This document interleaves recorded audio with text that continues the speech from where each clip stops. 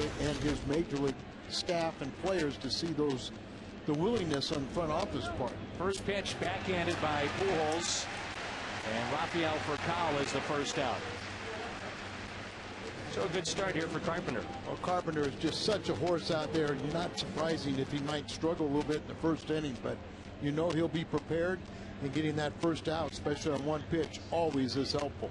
Well, the right fielder is going to have fits tonight because of the early start. Hour earlier, the sun is in play in right field in particular.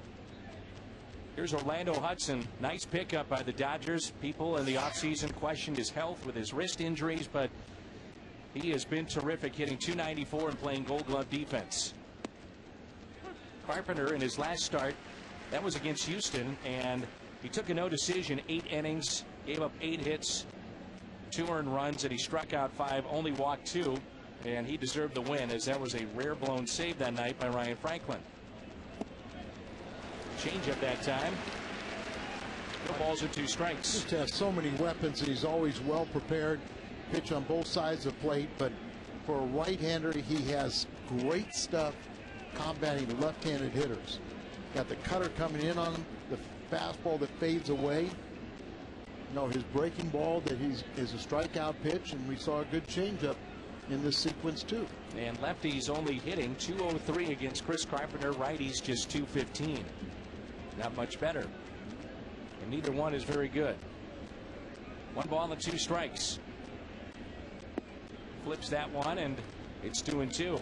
See, that's what I'm more accustomed to seeing. A little bit early before he gets going, he'll kind of spin and cast some of those breaking balls. But once he finds that release point, look out. Here's a 2-2 pitch. Popped foul and out of play.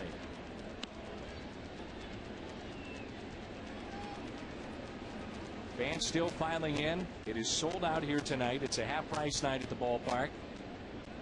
There's still a few of those remaining in this regular season.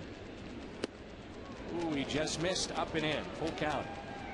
Could have been called either way. It looked awfully good. Our home plate umpire, Jeff Kellogg. Kind of surprising, a pretty young umpiring crew for such a important game between 2 of the best teams in the league. Here's a 3-2, and now time is called. Over the weekend, the Cardinals sold 7,000 seats after the announcement of Matt Holliday for this game in particular, and big crowds expected all week.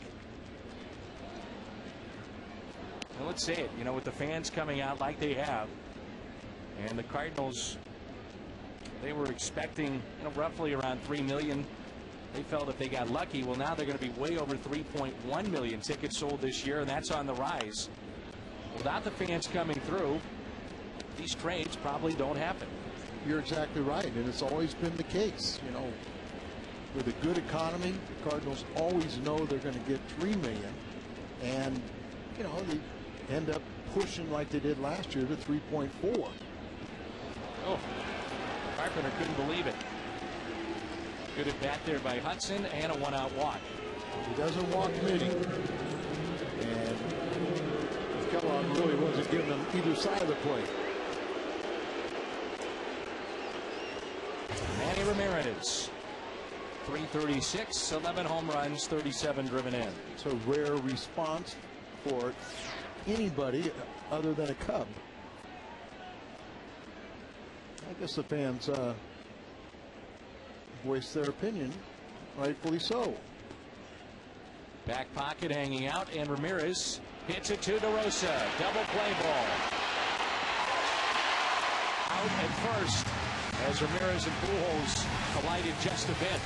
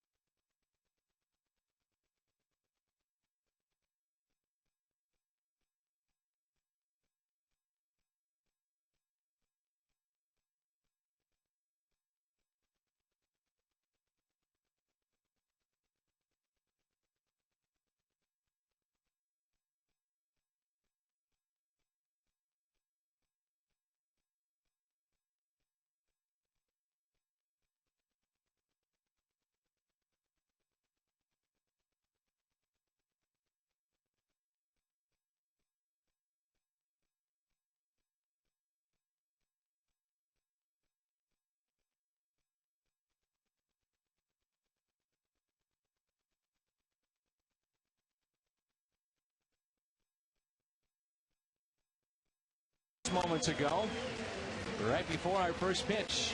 No score after a half inning. Matt Holliday making his home debut. He'll bat fourth in this lineup behind Albert Pujols, Julio Lugo, Mark DeRosa, and Albert. Then Matt Holliday, Ryan Ludwig, Molina, and Keel, who's been swinging a hot bat, Brendan Ryan, and Chris Carpenter.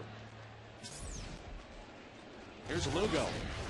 He's given this lineup a little jolt. Good opening series for him with the Cardinals. He sure is, and always been noted pretty good against left-handers, and you'll see 21 starts, only 9 decisions. He's had 12 no decisions. Pretty good ERA. He usually gives you that 6+, a quality start, and 7 times of those 12 no decisions, he's come out with the lead. When floats in there for a strike, 0-2. Lugo, a much better hitter when he goes to the opposite field.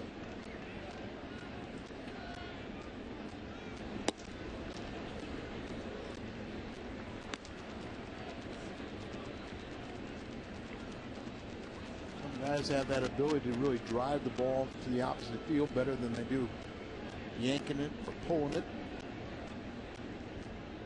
Here's a 1-2 pitch to Lugo.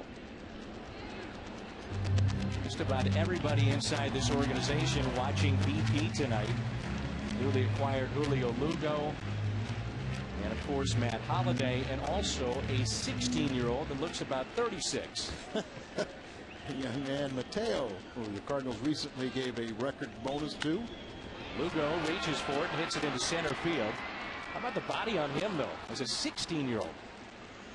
Ball was jumping off his bat, too, as he took a little BP with the big boys today. Ramirez, Kemp, and Ethier in the outfield. Blake, Furcal, Hudson, and Loney along the infield. The battery tonight for the Dodgers, Randy Wolf and Russell Martin. Auto-tired Dodgers defense. And I don't know if you're aware of this, because it was something that I kind of talked with some of the front office personnel, and they weren't exactly sure, but it's their understanding that Mateo can't even play this year. The only because it's something about you have to wait till the next year as a 16-year-old signing. Now he can go to the instructional league, but he can't even play in the Dominican Summer League. Is that right? And it seems like that would only hurt him, One ball, one strike on DeRosa. Nice play over third to begin the double play off the bat of Manny Ramirez.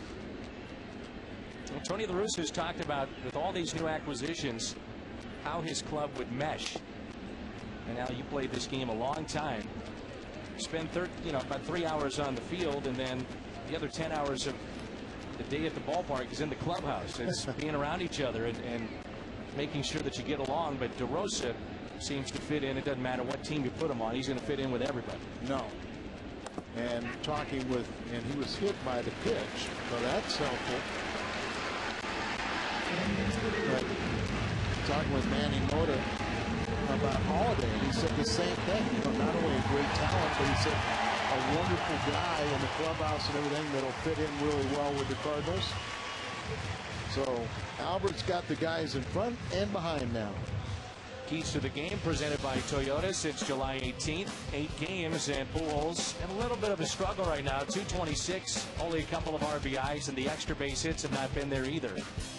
You wonder if he is a little bit tired and worn down. Now, Tony La Russa gave him a rare day off in Washington. The Cardinals won that game, but with everything he had to go through with the All-Star game, you wonder if he's just a little bit sluggish.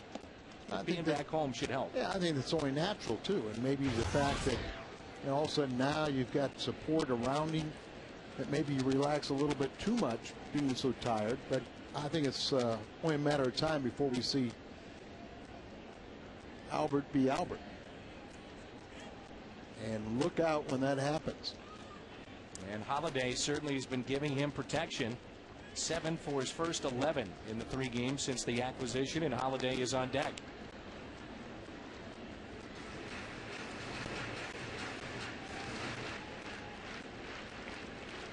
Fans still filing in. It is sold out here tonight at Busch Stadium.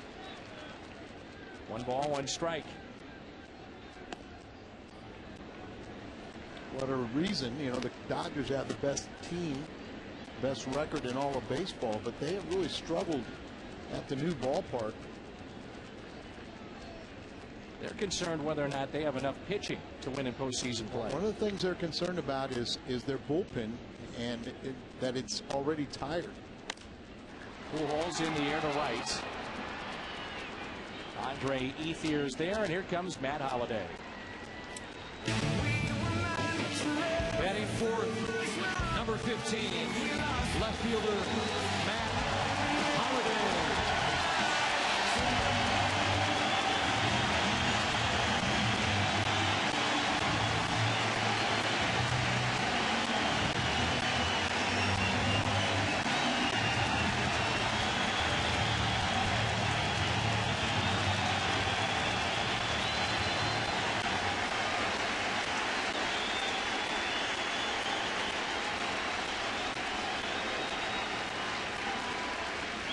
Two outs and a runner at first. No surprise there. That's almost unfair. I mean, I've got goosebumps. So what do you think he feels like? Oh, he's just so thankful to be out of Oakland, back into the National League, and now you got a hit after receiving that ovation. And the first pitch is a strike. Well, here's some of the other home debuts, late season acquisitions for the Cardinals. Ludwig on deck is Larry Walker. Was 0 for 1 in his debut off the bench. He struck out, actually. He got his standing ovation. His first start, he went 1 for 3. You saw in the pregame show, Will Clark in his first home start took Tom Glavine deep with an opposite field home run.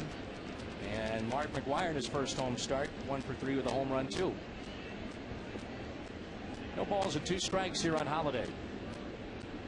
Has 13 games, almost 450 batting average.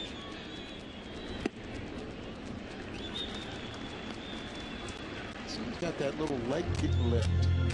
He's got a big one. You know, that's the way he generates it. That's his timing mechanism. Right, and apparently earlier in the season with Oakland, he wasn't doing that. And once he started doing it, all of a sudden he started hitting again.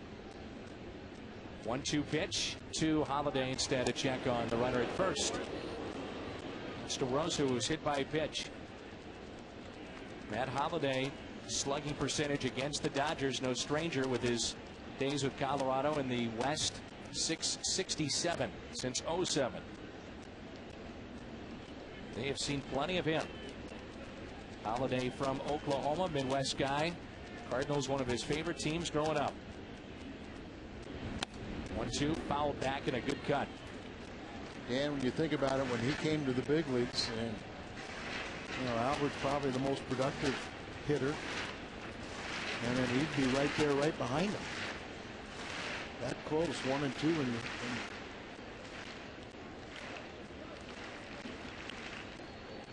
and he's talked about not only providing protection for Albert, but learning from Albert Pujols too. As Holliday taps it foul.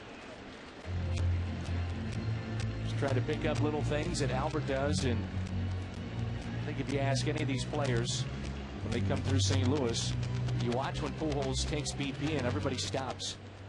And a lot of those players, when they get to first base, they're asking Pujols for advice about hitting, situational hitting, and what he does on a daily basis. 1-2 pitch. 2 balls, 2 strikes. Big question, though, can you re-sign Matt Holliday? And he has said he just wants to put that aside for now, concentrate on playing the game of baseball. And Bill DeWitt is in attendance tonight. and I saw them with a nice little conversation at the cage. Holliday smokes one to center field. Off the wall. DeRosa to third. Being waved in. Relay to the plate. It's cut off. And Holliday is back in safely, and he delivers in his first at-bat here in St. Louis. 1-0 Cardinals.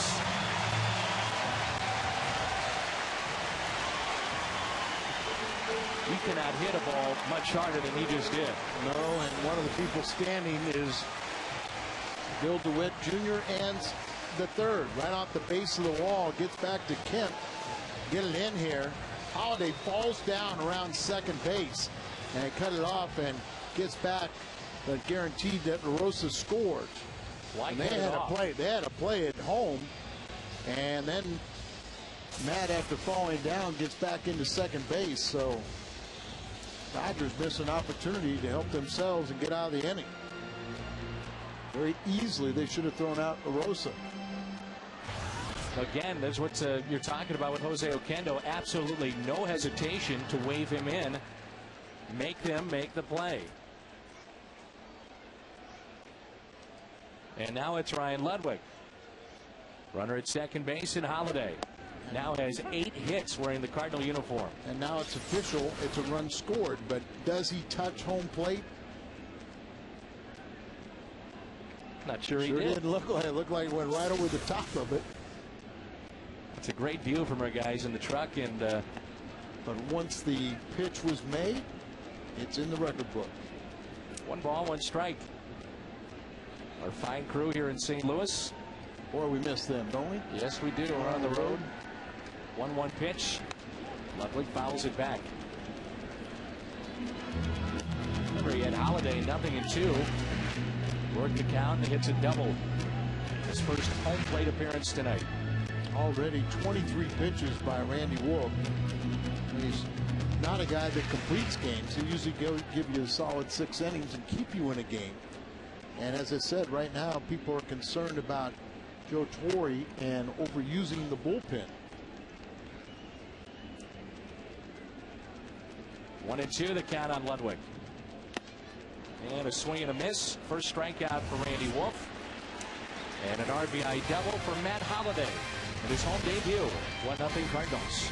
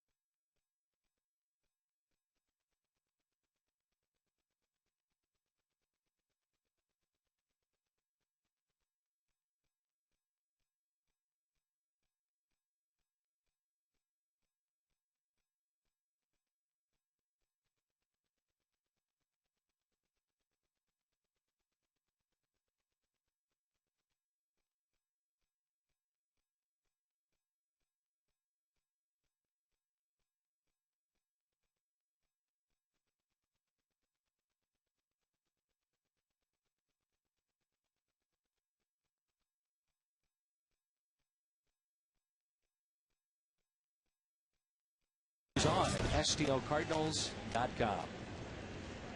Another double for Matt Holiday. And now with 4 RBIs since the acquisition.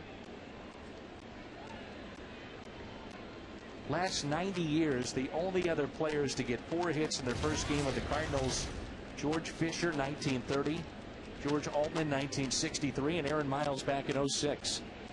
George Altman lives in the area across the river in St. Peter's or St. Charles. Good to see him on occasion. And Holiday and pitcher Ray Burris are the only Cardinals since '54 to have doubled in each of their first 3 games as a Redbird. Make it 4 now. Now you got 4 for Holiday. Ray Burris, the pitcher. Backing up Brendan Ryan, and Brendan's got it.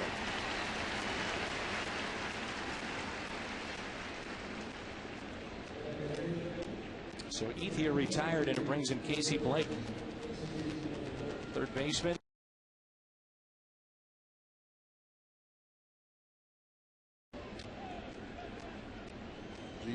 yesterday that Casey was acquired.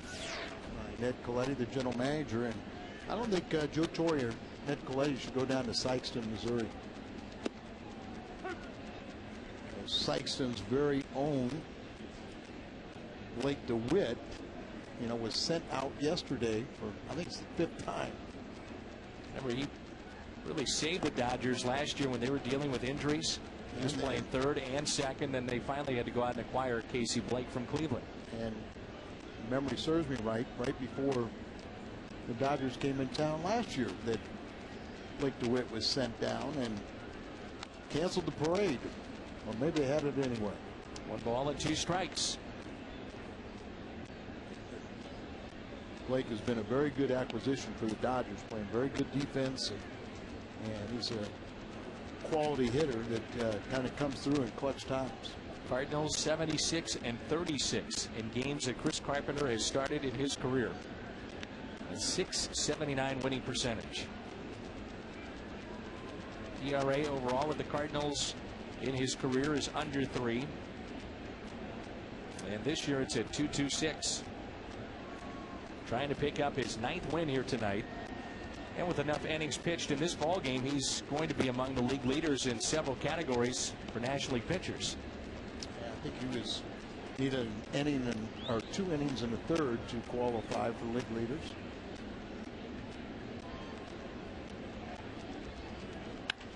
That's hit sharply past DeRosa and into left. First base hit for the Dodgers tonight. James Loney now will be the hitter.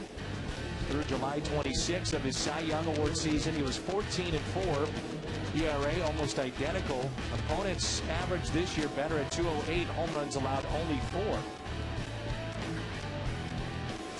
Spent that time on the disabled list, and he had back-to-back losses where he just didn't get any run support. So, I mean, in many ways you can make a case he's pitching as well, if not better, in this season. And the Cardinals have turned to double play tonight. That pitch taken a little bit low by Loney, who has 7 home runs, but he's driven in 62. Really look at this game as a must-win for the Cardinals. When you have Carpenter on the mound, he's got to set the tone for this series. And right now you have to pick up every win, at least whether he qualifies or not, but the team has to win. That's a base hit into right field. First and second, and only 1 out. Cardinals Alumni Kids Clinics are coming to Chesterfield on August 4th and the 6th. Boys and girls 7 to 13 can learn baseball fundamentals from former Cardinal greats like Ricky Horton, John Mabry, Kerry Robinson, and more. Number to call is 314-345-9891, or visit us always online at stlcardinals.com. There's Russell Martin, outstanding catcher for the Dodgers, who's hitting .259 with 3 homers, and he's driven in 31. It's pretty well for a catcher, but he's a double play candidate. Brendan Ryan starts it, and the second double play turned by the Cardinals in the first 2 innings. Turned by Julio Lugo. Yadier leads it off when we come back.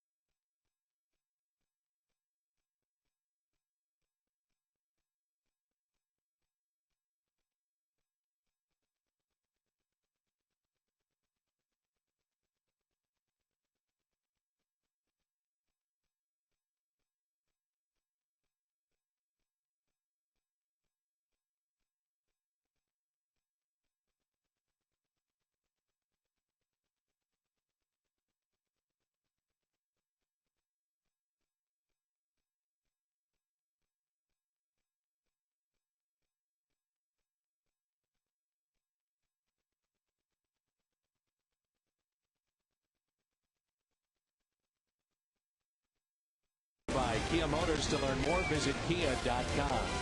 And by the Casino Queen Hotel and Casino, home of the Lucis Slots. Beautiful night for baseball here in St. Louis, as Yadier Molina will lead it off. Gorgeous Busch Stadium. Sold out in a sea of red to see Matt Holliday make his Cardinal debut at home, and he has doubled and picked up an RBI. Molina, Ankiel, and Brendan Ryan. Let's bring in Jim Hayes to the conversation. And Jim, you had a chance to visit with Matt Holliday before the game, and he seemed pretty cool and calm and collected before his first home game. Absolutely calm. He said there were some butterflies, but I guess, Dan, in your first game as a Cardinal, that on the road, you get 4 hits, maybe some of the butterflies go away. Yeah, I think so. Did you have a chance to ask him about the future? You know, did you touch upon what may happen beyond this year here in St. Louis? I did. I asked him what his approach with that is, if he's looking around day to day to see what he likes, what he doesn't like. Is he assessing it, you know, from Jump Street? And he said he really thinks there's time for that in the offseason. He's just now trying to get himself acclimated. 2-1 pitch. That's on the outside corner, 2-2. That's Mark DeRosa on the right, Holliday on the left. And it seems like, Jim, that Matt Holliday is more comfortable, and he's alluded to this a little bit, more comfortable in the National League as opposed to, you know, trying to play catch-up in the American League with Oakland this year. Well, I would say the numbers bear that out. He did get off to a slow start in Oakland, although he was heating up before the trade. And backing up for Kyle, the fine shortstop, and he puts it away. Now, you played this game, like I said, a long time. The comfort level means so much between the years in the game of baseball. Yeah, and I think, you know, most players like this, like the pace of the National League. They like the style that, you know, it's a little bit, you know, more of a complete game, and he is a complete player. Obviously, he has more knowledge of cities and players in this league. So it wouldn't surprise me that, you know, he would like to stay in the National League. And right now, and after the season, there's a month or so that the only team he can talk to is the Cardinals. So it's a great showcase. I know the Cardinals would like to approach him before the season is over and see exactly where he stands with things. But this is one way to do it. You know, all of a sudden you introduce him to this type of situation and just get your energy flowing. There's a base hit for Rick Ankiel, and he is now really swinging a hot bat. He was 11 for 25 with 2 home runs and 4 doubles and 5 RBIs in the road trip, and now he starts this ball game out with a single. Before, he was in between. You know, he just wasn't on anything. He was behind on fastballs. He was out in front on off-speed pitches. So I think right now he's a lot more locked in. He's really kind of concentrating on fastballs. And this is a tough pitcher, you know, for left-handed batters. And so it's a good sign to see that Rick has a hit off the lefty. And Colby Rasmus, Tony La Russa telling me before the game that he's been dealing with a sore heel. So that's another reason why Ankiel is there. And a strike to Brendan Ryan. Rasmus has been struggling too. Well, Colby ended up injuring that heel a little bit in June, and then he's re-aggravated recently. Kind of like a bone bruise. Here's the 0-1 pitch to Brendan. Brendan Ryan with a base hit to left field. The Cardinal shortstop just keeps on rolling. And it's good to see that the bottom end of the order is starting to do something right here. Don't just roll over and play dead. Off-speed pitch, keeps his weight back, and then just pulls it through the hole on the left side. So runners at first and second to bring up Carpenter in more than likely a bunting situation. First and second, 1 out. The 9th place hitter, Chris Carpenter. Joe Torre, by the way, flirted with the idea of batting the pitcher 8th. He's done that 6 times this year. The Dodgers went 2-4 in those games. Jim Hayes rarely gives us bad information. Rarely. Was it last Wednesday he said that Carpenter was going to bat 9th, but it was only a one-time deal, and we've had the pitcher bat 9th ever since then.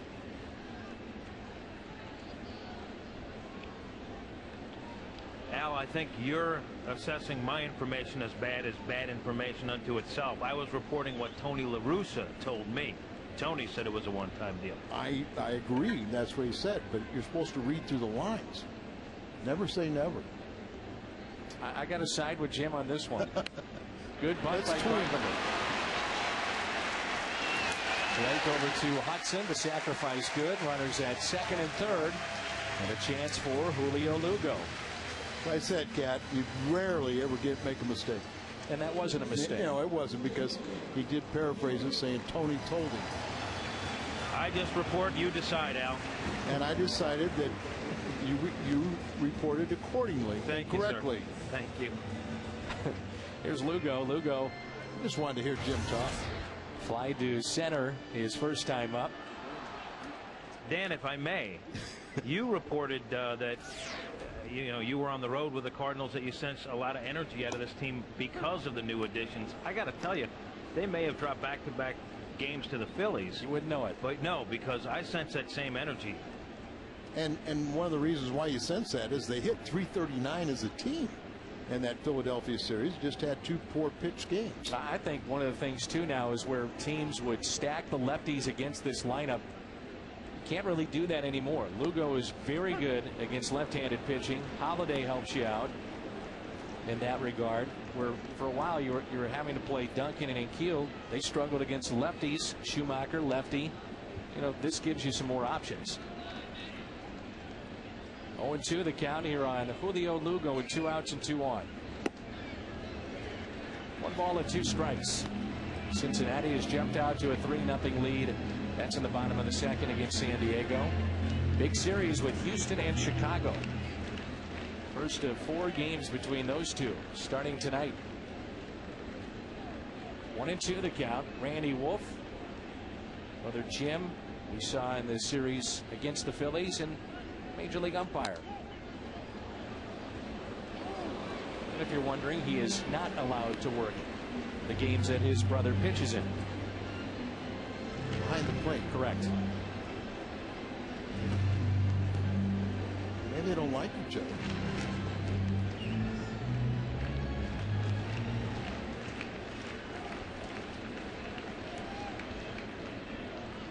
One ball, 2 strikes. Ryan at second base and Keel over at third. Lugo waits for it, hits it to short. Cal, no play. Base hit, run scores, 2-0 Cardinals.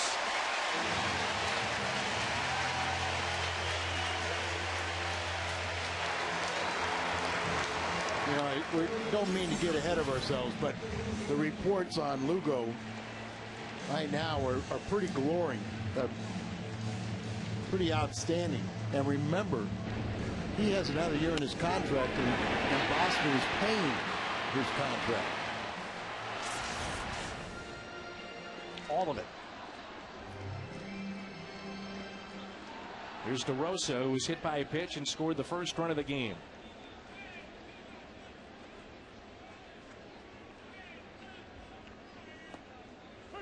It's a breaking ball there that's very slow. That one at 67, and that's how he got Lugo out the first time. Got him on his front foot where he flied out to right center, and again Lugo out in front a bit, but pulled it into the hole, and no play for Rafael Furcal.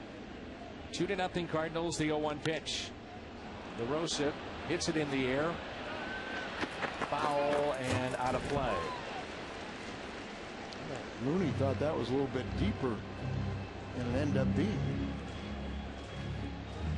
0-2. Pujols on deck.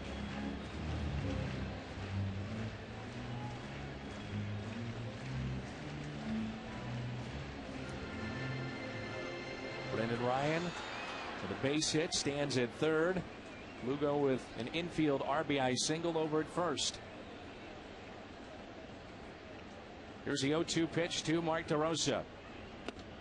Taken high.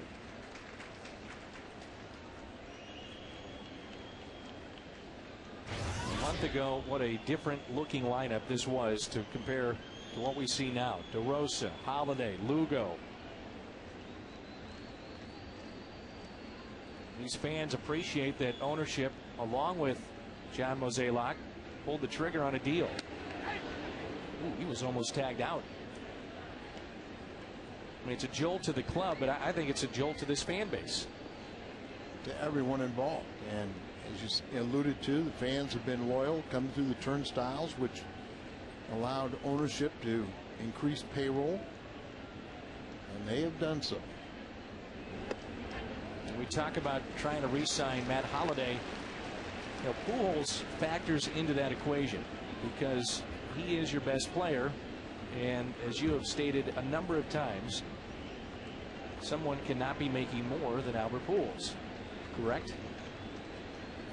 It'd be hard for, you know, Albert says it's not all about money, but he's got to be your highest paid player. And DeRosa strikes out, but Lugo drives in the second run, 2-0.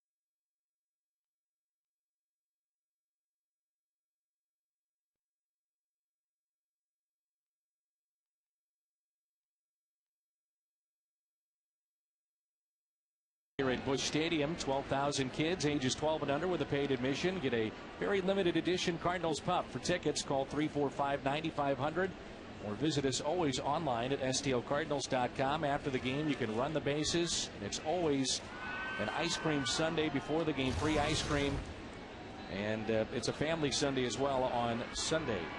And that's Ruben Mateo, the 16-year-old that the Cardinals signed, and he took batting practice prior to the game tonight. Big kid. It's good size. You know, who would you say he kind of reminds you of? I'm thinking kind of Bobby Bonilla. It's good, yeah. I agree with you. That's off the glove of DeRosa. And Matt Kemp, their 8th place hitter, has a base hit. Pretty good 8th place hitter. Yes, it is. 314, 8th place hitter with a little bit of pop, 13 home runs and 55 RBIs, and sneaks one past DeRosa. And the pitcher, Randy Wolf, will be the hitter.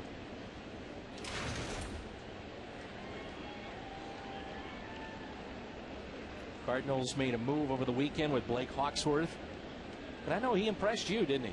Yeah, he did. I mean, he gave up a 2-run home run to Ibanez that's a fly ball out in any other ballpark, right down the left field corner, you know, in the first row. But I saw good movement on his sinker. He has a good changeup. His curveball is a work in progress. Maybe try to get ahead with that pitch, show him that he has one. But 93, 94 miles an hour with good sinking action. I mean, good action. Keep the ball down. It was effective. And Molina out for it. Only play to first. Albert covering. And Kemp limping out there at second base. One away. Sacrifice good. Well, I talked to some of the Cardinal players about Hawksworth, and they say this is the guy now that is pitching like he could pitch 3 or 4 years ago, and he was considered one of the top prospects in the organization. They say health. You know, right now he feels 100%, and he's getting back that feel the way that he was 3 or 4 years ago. So 1 out, runner at second base. Top of the lineup, and for Kyle. First pitch, he grounded out to Pujols. 2-0 Cardinals. And the ball scoots away from Molina. Kemp over to third.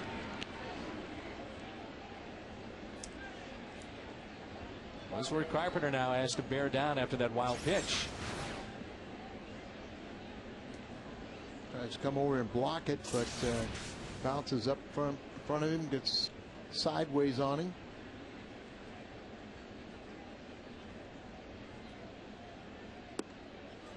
Strike at the knees. Wainwright and Billingsley tomorrow. Adam 11-6 among the league leaders in strikeouts and innings pitched. Billingsley is 10-5. Joel Pinheiro goes in game 3. Clayton Kershaw, their young left-hander, who's 8-5 with an ERA that's under 3. Molina fires to third, and Kemp back in safely. Then the final game, Kyle Loesch against Kuroda, who's 3-5. Watch this tag here. Pretty good athleticism to catch the ball, kind of go over the runner. Not sure he ever did tag No, him. he never did. I thought he got him on the head at first. 2-2. That's a tough pitch there in on the hands of the lefty for Kyle. Well, that's what's so nasty is he's got that cutter. And for a right-hander to have that good cutter which runs right in on the left-handed batters in an old-fashioned good tight rotation like a real good slider. There's a high drive into right field, backing up Ludwig, and he makes the catch. Kemp tags up. Dodgers get on the board. It's 2-1. 27th RBI for Rafael Furcal. 2 outs each night on the Toyota Cardinals Live pregame show. We're looking back at the Tony La Russa era by counting down the 50 finest Cardinals moments under Tony La Russa in the regular season. Tune in to Toyota Cardinals Live before every game on Fox Sports Midwest, and join us on Facebook as well. Tell us what you think and who should be on that list. And that pitch is a high strike to Orlando Hudson. Walked his first time up. Well, this is the lineup that Tony wanted. He has craved Matt Holliday. He wanted Matt Holliday in this lineup.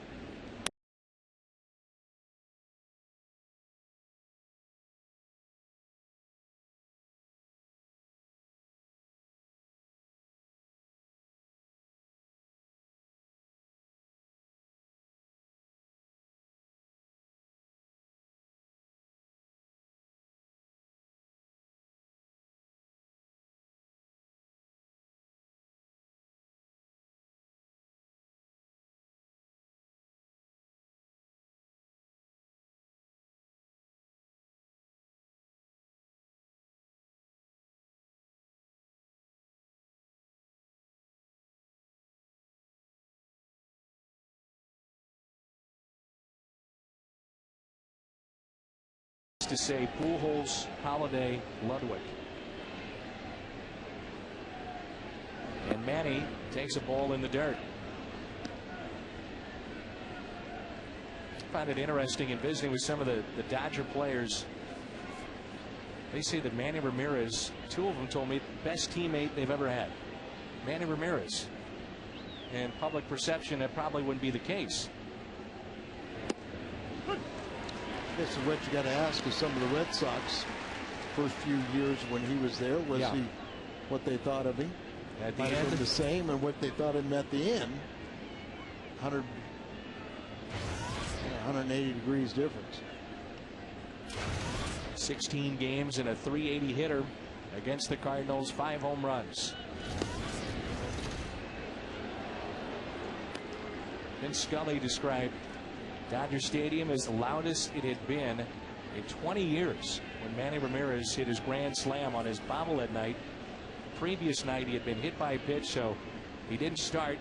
Came in as a pinch hitter and hit a grand slam. It's a lot smaller. 2-1 pitch.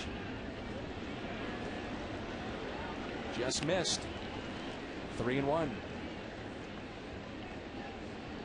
Didn't start yesterday because of that thumb, or he was hit by a pitch, and that's why he set out that game where he came in and hit the grand slam on his bobblehead night. He can be selective here. And Carpenter's got it. Underhands to Albert. Big bats coming up. Pujols, Holiday, and Ludwig.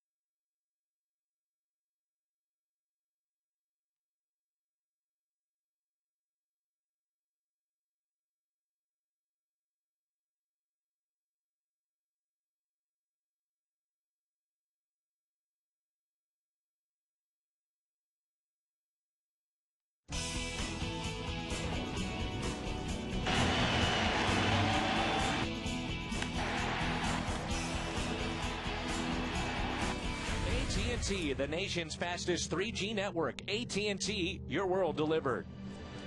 Albert Pujols leads it off 2-1 St. Louis. Here in the bottom of the third. Pujols, Holiday, and Ludwig. 3 for 13 for Albert Pujols over the weekend in Philly.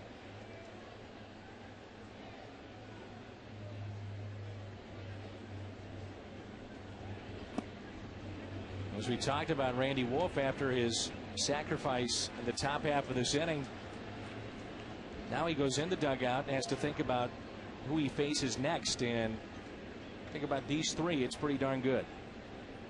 2-0 pitch. Fly ball into right, and the catch made. And it brings in Holiday, and Albert is 0 for 2. This looks like his bat is slow, doesn't it? That was a pitch right there, yeah. Yeah, I mean, the pitch before was much the same way, and crowd already appreciating Matt Holiday and what he can do.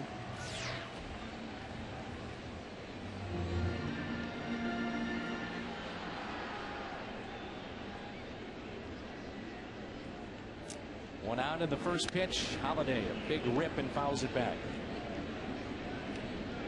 8 for 12 to start his career in 4 games. Hit in all 4 games. An extra base hit in all 4 games. 4 hits on Friday, which matched his career high. Had a couple of doubles on Saturday. Holiday sharply to short for Cowell, up with it. Nice play. Another ball that was hit hard. Hit hard, and nice little hands by Rafael Furcal as he soft hand, let the ball get there and scoop it up.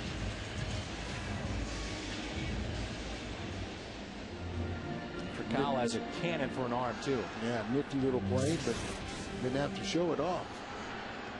Quickly, 2 outs. Here's Ludwig. And the Atlanta Braves were none too pleased about what happened with Rafael Furcal in the offseason. They thought they had him signed, sealed, and delivered. At the last second, he goes to the Dodgers.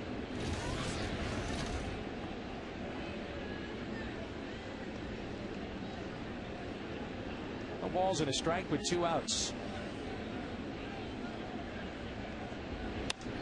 Ludwig pops it up, and the Cardinals will go quietly here in the bottom of the third. Randy Wolf, very nice job handling the big bats of St. Louis.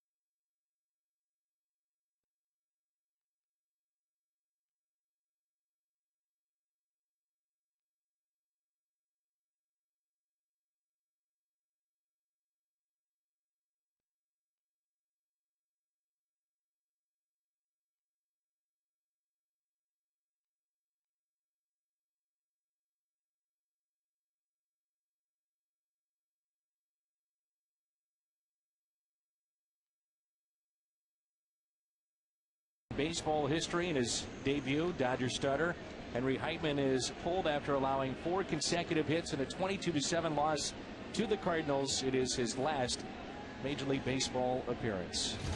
He had a lot. He made 1 appearance more than a whole bunch of other people, though, didn't he? Yes, sir. He's in the record books, and we're still talking about him today. And his ERA. Infinity. That's right. Ethier is the hitter here as we start playing the 4th. That's the guy I've always liked. Had a great home stand, but he hits really well at home and has not had a lot of success on the road. Strike zone is tight, to say the least. That's a couple of pitches now that Carpenter hasn't gotten from Jeff Kellogg, the home plate umpire. Ethier hit just under 450 at home. On the year, he's 214 in road games. 2-1. Popped out to short his first time up. He has hit in 7 straight games, just under 600.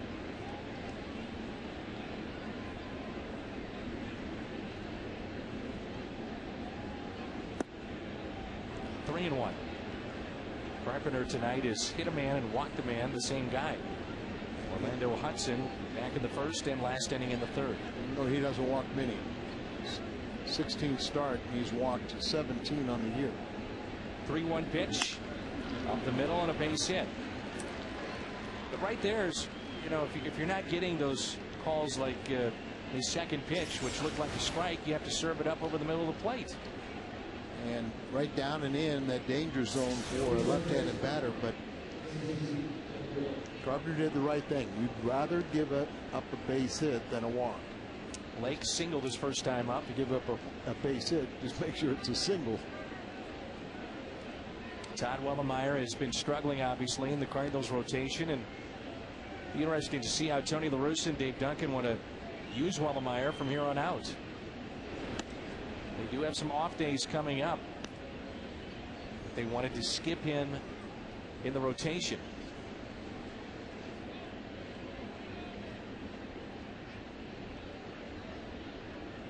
So let's see what Tony wants to do with that situation. Well, Tony said he sees some good things, but far too many mistakes. Just the question is, do you trust one of the young kids coming out of the minor leagues more so than a guy that was a 13-game winner a year ago? But it's, you know, there's about 20 starts now, and he's still trying to find his release point and his mechanics. 2-0. There's some that say the Cardinals should try to acquire a starter. Others would tell you that maybe they need some bullpen help too. Well, let's see. Halladay take care of the starter, and we'll get a setup man, an eighth inning man. A 2-0 pitch. Cardinals have turned 2 double plays tonight. Let Chad Qualls speak for that. Is that okay? And he apparently is on the block. Well, that's why I'm trying to. So's the other guy. Who about him? It's going to be awfully expensive for either one of those guys. Now a 3-0 count as Carpenter's struggling trying to find his release point. There it is, 3-1.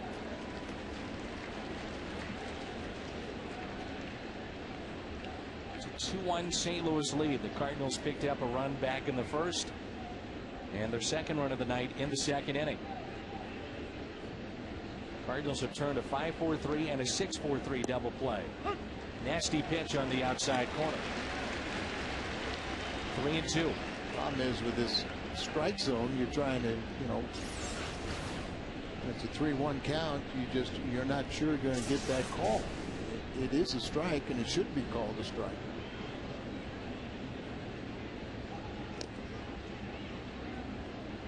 Let's see if they want to start the runner Ethier. Philosophy of some now in different parts of baseball is you develop your young talent and keep it because of the expense of veteran players.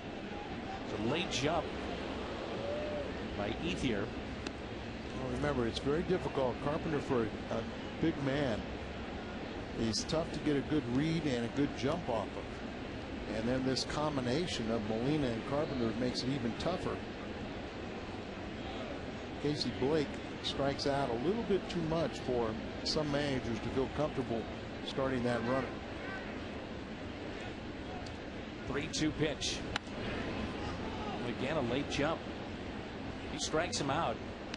Well, that's now what he's going to have a pretty good chance. Now, Blake might have swung at ball 4 there, but it was close enough. He's got to protect.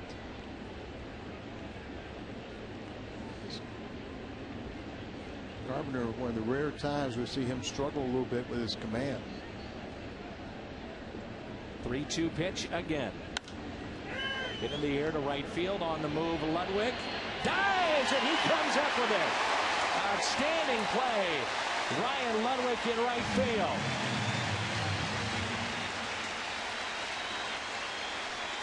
That'll get this crowd to his feet. Is almost a do or die situation.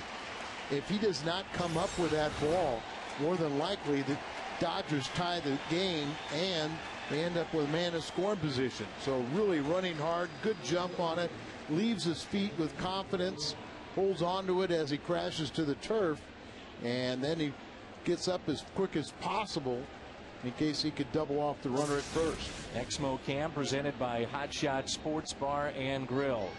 So 1 out, Ethier back to first base. As Blake saw that hit taken away by Ludwig. And here's James Loney.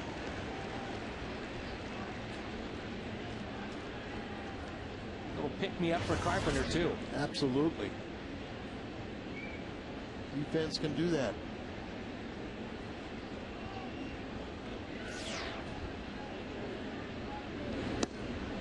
That's a strike at the knees. Jim Rice had to wait a long time, but finally inducted into baseball's Hall of Fame over the weekend, along with Ricky Henderson. The intrigue is next year's class and who that might be. This is Court into right field. Back is Ludwig near the wall, and he's got it. Another good catch by Ryan Ludwig in right field. And Dan, I think if you look at this replay, it looks as if it was almost a self-defense swing, a one-handed swing. But let's first look at the catch. As he goes back on the wall, times his jump. Wouldn't have gone out, but still up against there and makes back-to-back outstanding plays. Hot Shots Exmo Cam, 1 block south of the ballpark. Hot Shots Sports Bar and Grill. Watch this ball running in on him, and look at that swing. Ball hits him in the navel if he doesn't make contact. Rick Ankiel made a spectacular play on Saturday at Citizens Bank Park, and that's 2 beauties by Ryan Ludwig. And actually, Ankiel made 2 of those fine plays Saturday. Went up against the scoreboard in right center, and then it took a home run away, going over the fence and dead center field.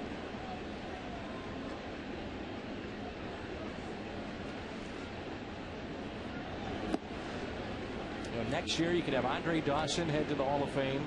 Bert Blyleven has a chance again. Lee Smith.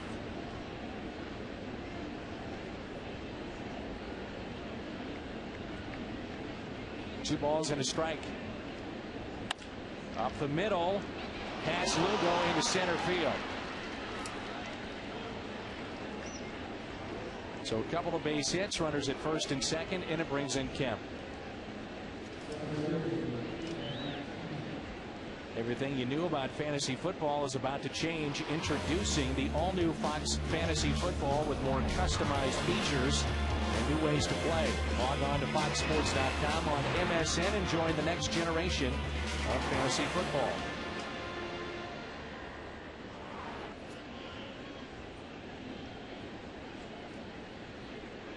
Here's Matt Kemp, 8th place hitter with a single under his belt tonight. He's 1 for 1.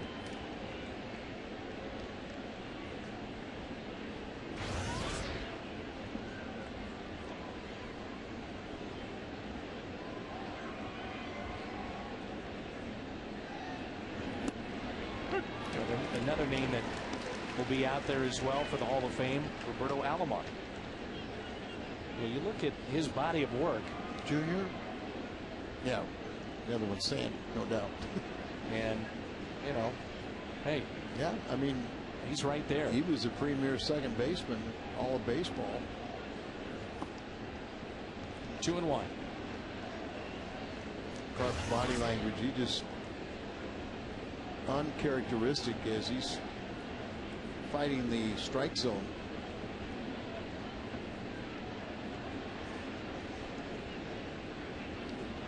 Two outs, 2 on. Here comes a 2-1 pitch. And therefore strike a beauty. 2-2. I'm used to seeing Carpenter with his pitch count all the way up to 61 right now.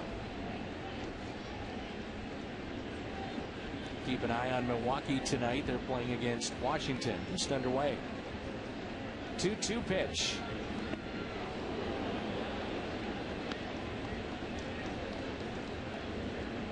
Get on top of that curveball. Runners off with the pitch. With 2 outs and a 3-2 count.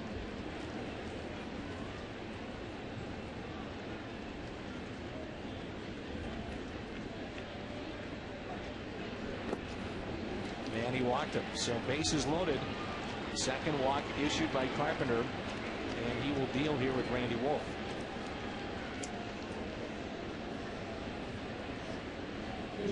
Ethier, Martin, and Kemp all aboard.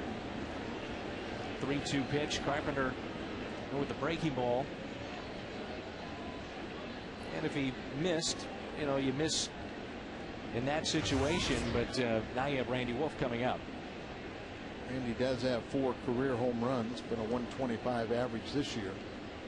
And a broken bat that rolls foul.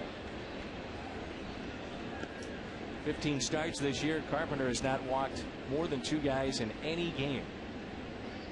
He's got 2 tonight. Only 18 walks total. Pitch count now at 64.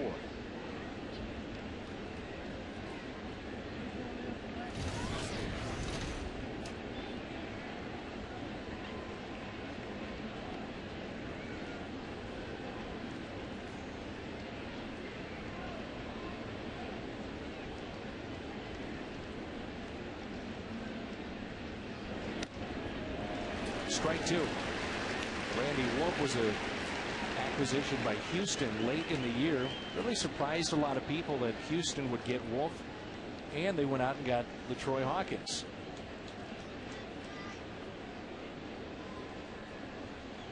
Oh, 2 to Randy Wolf.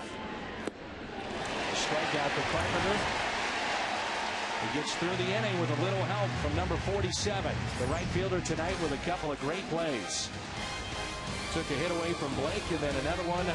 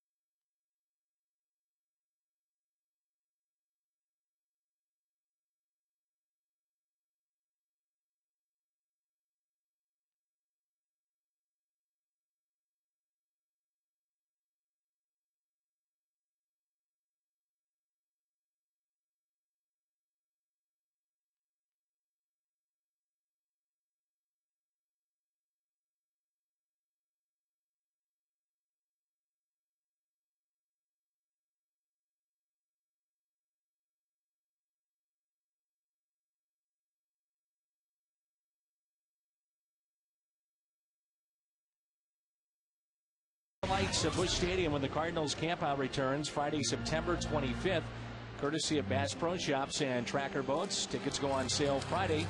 And for more information, visit stlcardinals.com.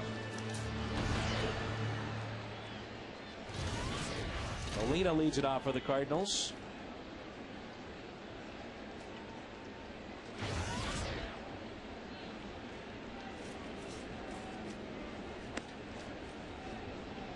RBI tonight for Matt Holliday. Back in the first inning with a double.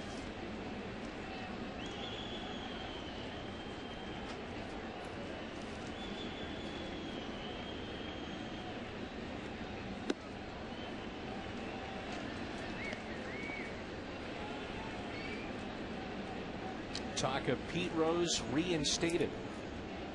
I'm sure you heard that report, Al. Yes, and I've heard Hank Aaron signed off for some members of his tainted era gaining entrance in the Hall of Fame as long as there was an asterisk. Did it during the so-called steroid era.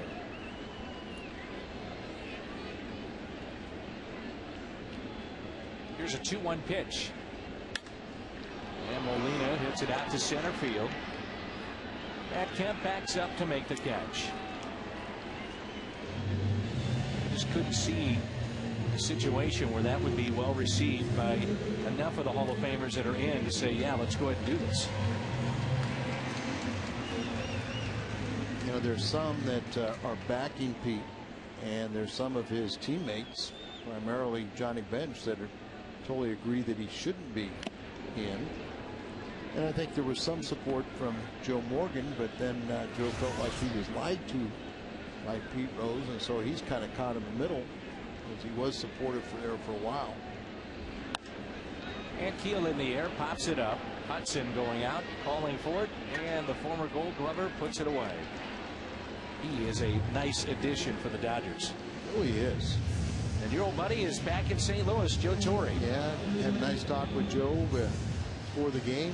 They're all commenting how much we like this weather. It has been remarkable. A lot better than in the 70s. And Larry Boa talking about, you know, playing on the turf from the day games, the sunny day games at Old Busch Stadium. Like, this is a little more enjoyable right now. And if Joe got a taste of it during the All-Star break. Brendan Ryan is 2 for 2 with this base hit. Thinking about 2, slips and has to hurry back to the bag at first.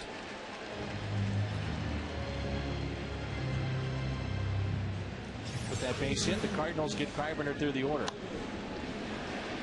Slices this ball in there, thinks about going for 2, but then slips.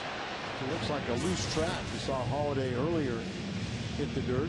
Now Brendan Ryan, but he would have been dead out trying to go for 2. Carpenter sacrificed first time up.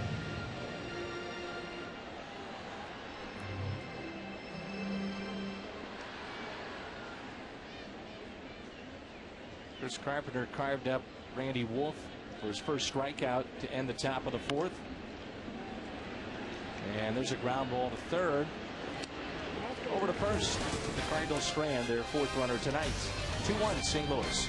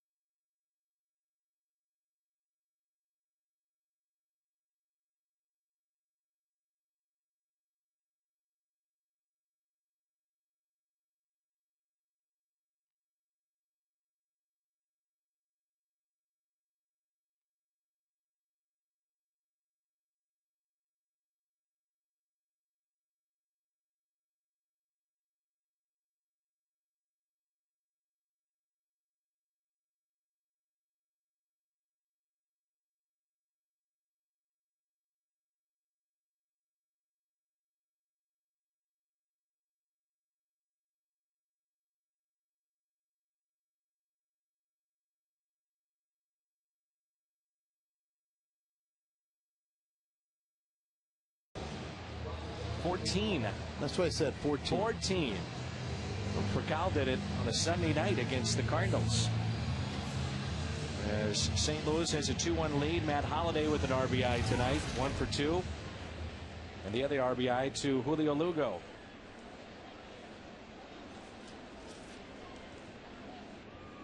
No surprise the reception that Holliday got tonight, no surprise whatsoever. Standing ovation from the crowd.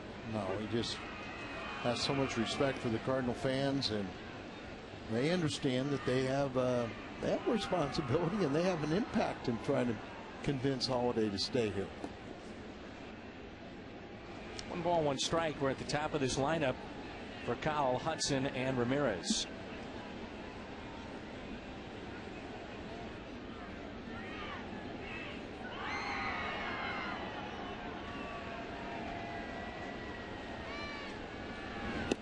The third baseman, DeRosa, playing way in on the grass. Now he can back up with 2 strikes.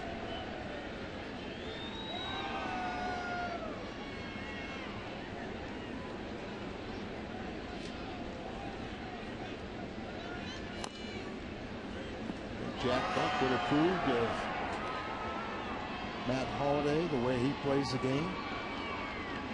Without question.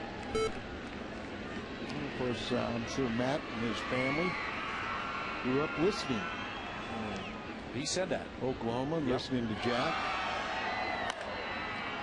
And that's a base hit into right. He talked about, being from Oklahoma, followed the Rangers, Cardinals, a little bit of the Cubs, Kansas City.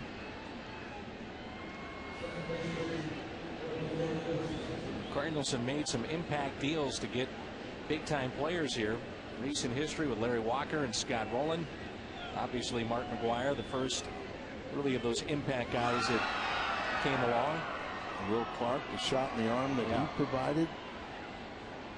Many people were upset that he didn't come back and play for the Cardinals, but he retired.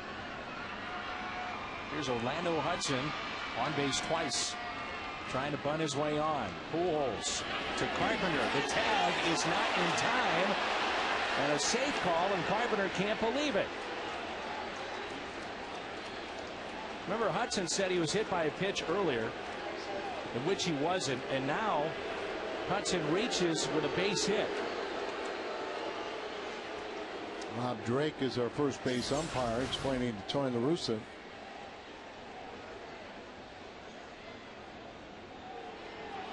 We can't tell there from that angle whether he touches him or not, but it sure looked like he did. Out. And yeah, from that angle, and clearly, the umpire's in great position, should be able to see that.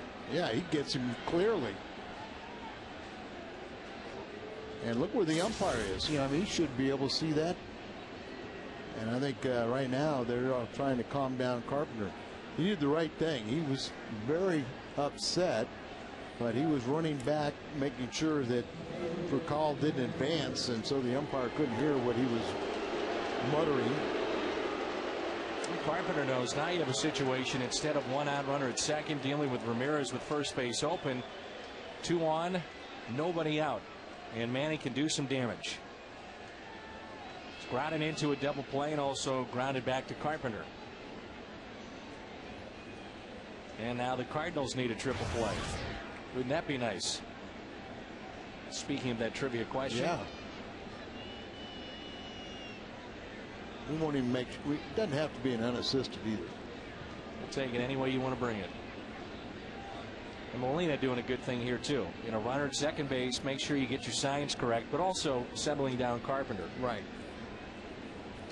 We're trying to do the best, trying to get the mud off his hand and arm. Now Brendan Ryan's going to come in.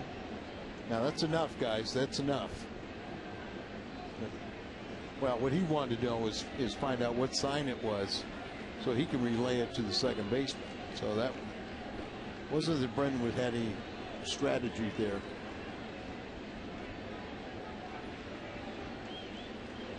So nobody out, and Manny Ramirez with 2 on here in the 5th. Good pick by Yachty.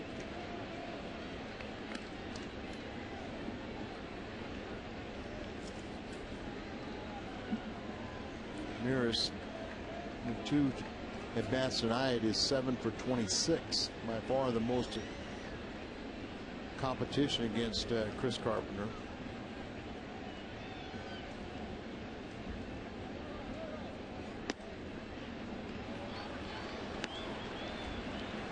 Some of these pitches look awfully good.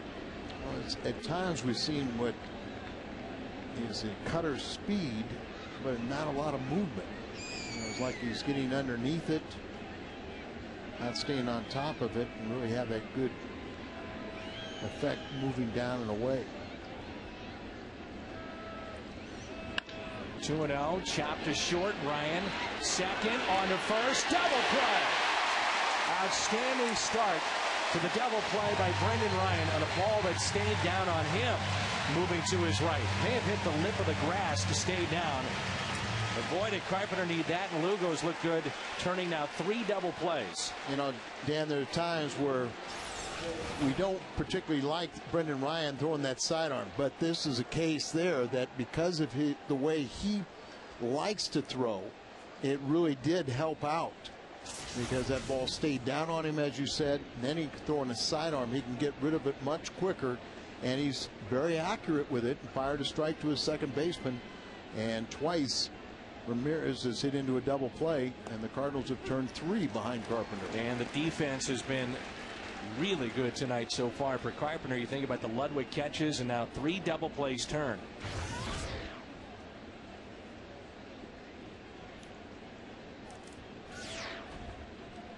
We saw a bunch of scouts following the Cardinals last week as Brendan Ryan goes out to get this one, and I was about to say, they are raving about the defense of the young shortstop Brendan Ryan. That's a heck of a play.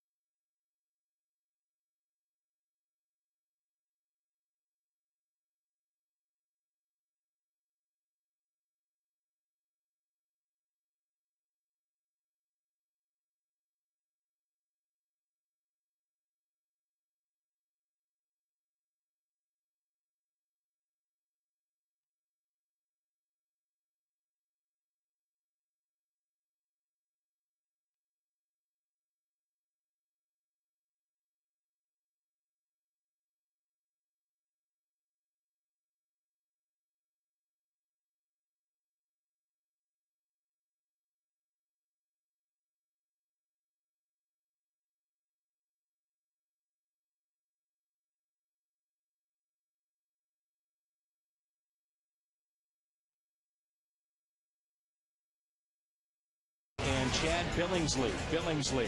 10-5. And Wainwright is 11-6.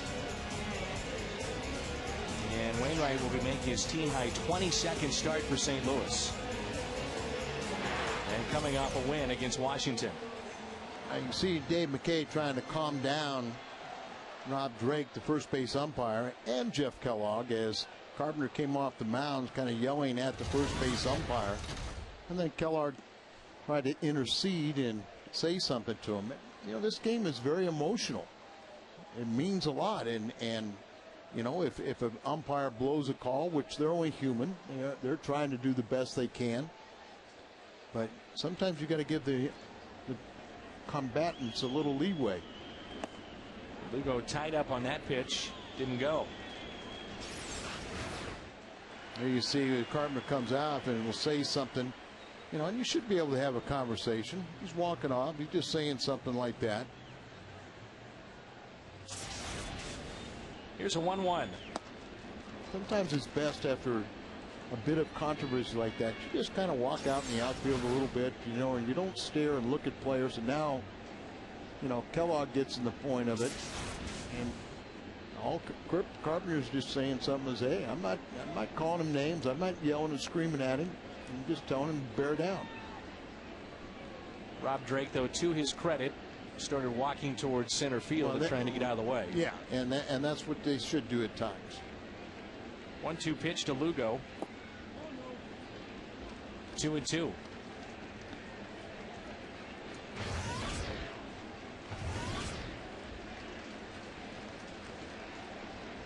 Sold out crowd on a Monday night here in St. Louis. 2-2. And a strikeout of Julio Lugo. Wolf has struck out 3 on the night. That brings in DeRosa.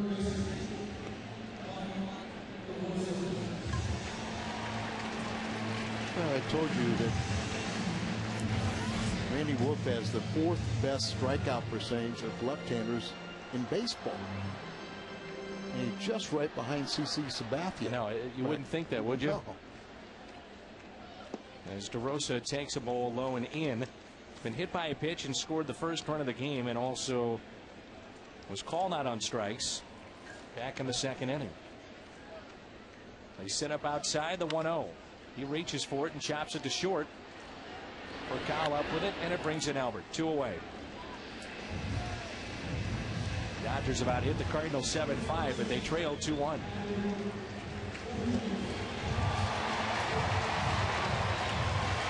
This game, though, has been defined by the debut of Matt Holliday and the defense of the Cardinals, which has been spectacular here tonight. The average is dipped to 323. Recent slide for Pujols. I say dipped. 323. 34 home runs. And Albert has driven in 91. Nice to be struggling, so to speak, and be first in the major leagues in home runs, RBIs, and runs scored. And Pujols twice his glide out to right. Here's a 1-0 pitch. 1 ball, 1 strike. Joe Torre, give him some credit. Everybody said, well, he had great talent with the Yankees, which he did, but he was able to make that clubhouse mesh. They said, well, you're going to go to LA and it won't be the same. And yet he's had good talent in LA, but found a way to make it work, got it to mesh, put his team in postseason play again. I played several years with Joe Torre, then played against him, played for him down in Atlanta, broadcast when he was the Cardinal manager. And I mean, Joe Torre is just a Hall of Famer, and he's a man's man. You know, he has learned from his experiences, you know, going from a player manager to manager of the Mets, where they said he was too close to his players. Well, how do you be teammates and then the next day you're a manager and you're not close to certain guys? Then he went to Atlanta, and I think he kind of backed off too far from the players. Went to, you know, got fired there, became a broadcaster with the Angels, and I think he learned how to deal with the modern player. That instead of just saying go do something, I'm the manager, you know, you kind of ask guys, you know, or explain why you want them to do it, and ultimately you can pull your rank on them. And when he came here, you know, he's doing that, but you can see the success. Tony has managed longer than Joe Torre, but not far behind is Joe Torre.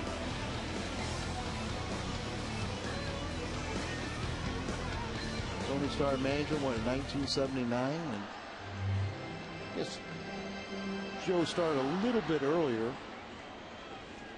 but you know, but then he had all that long tenure with the Angels broadcasting. Torre started in '77. You know him well. How much longer does he want to do this, you think? I think he would still want to do it a few more years. He's in his mid 60s now, and you know, and very comfortable with what's going on. just like he was when he had lunch at the Women's Exchange in Ladue during the All-Star break. Very comfortable. It's fouled back. 1 ball, 1 strike. Yeah, great food there.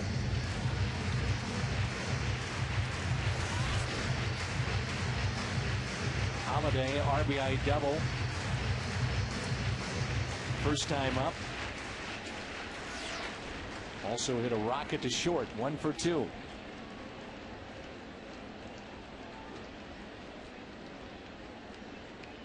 And a 1-1 pitch inside to Holiday.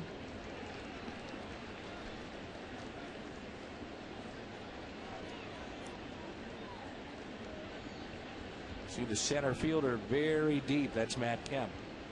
It's on top of the arch.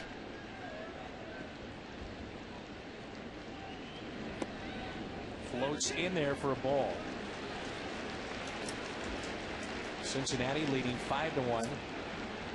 The bottom of the 5th against San Diego. Houston's jumped out to a 1-0 lead in the first place Cubs.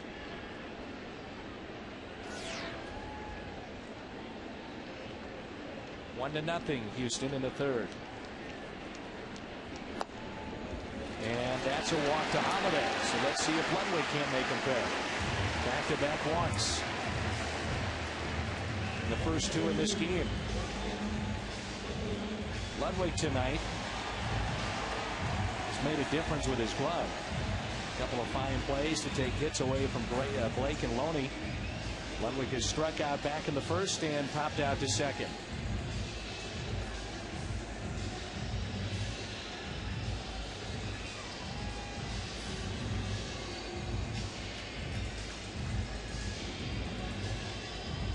See if Ryan can't catch one of those breaking balls down the zone and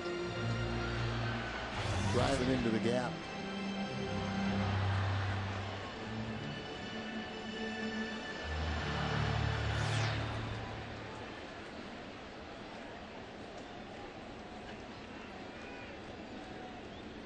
Ludwig down the left field line, but fouled.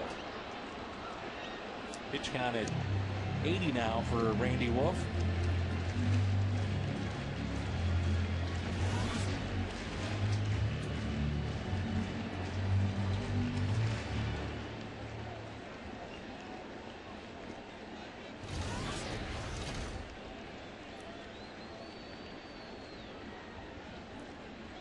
Two on, and here comes the 0-1 pitch. Trying to go inside here. A couple of pitches. This at bat to Ludwig. They did that early on too. One of those guys, a lefty that can't get in on the right-handed batters.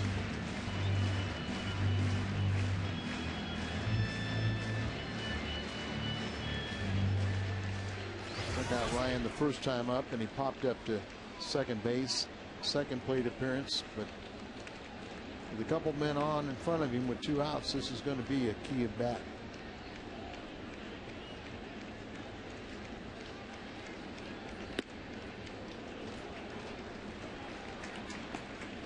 You look at Kemp in center, and he's awfully deep still.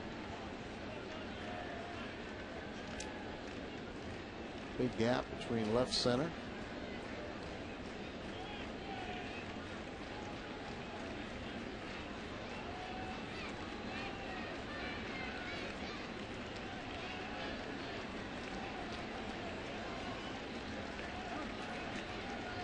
And time called.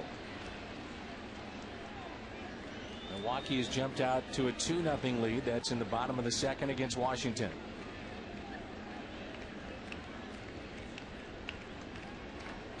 That's how you get out of a slump. You go find Washington and go play them.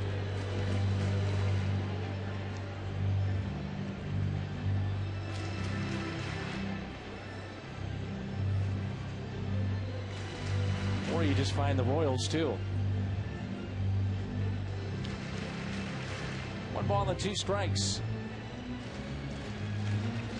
Washington has 68 losses. San Diego has 61, and Kansas City sitting on 59.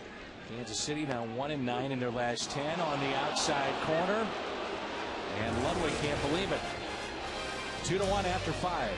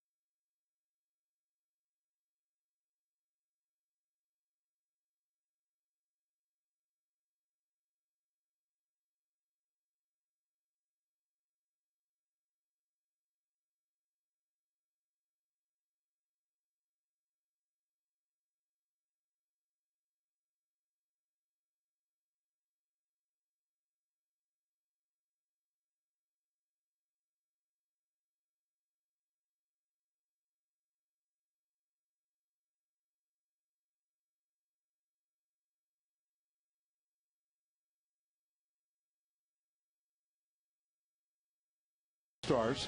And Friday, July 31st, will be former All-Star manager Whitey Herzog from 5:30 to 6:30. The first 150 people in line will be guaranteed to get Whitey's autograph. For information and tickets, visit stlcardinals.com. How about that? Get Whitey Herzog. He should be in the Hall of Fame. Obviously, great manager, and still watches game religiously and knows everything about the game. Carpenter's first delivery, Casey Blake right out there to Ryan Ludwig. So one pitch, one out, 77 total for Carpenter. He had a little discussion with the home plate umpire as he went out to take the mound, and it seemed like calm heads prevailed as they kind of discussed things and went about their business in a professional way. Loney is 1 for 2. Got a base hit his first time up and lined out to right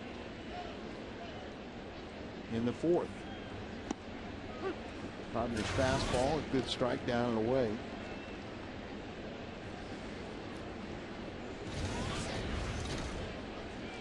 Loney batting in the 7th spot, their first baseman.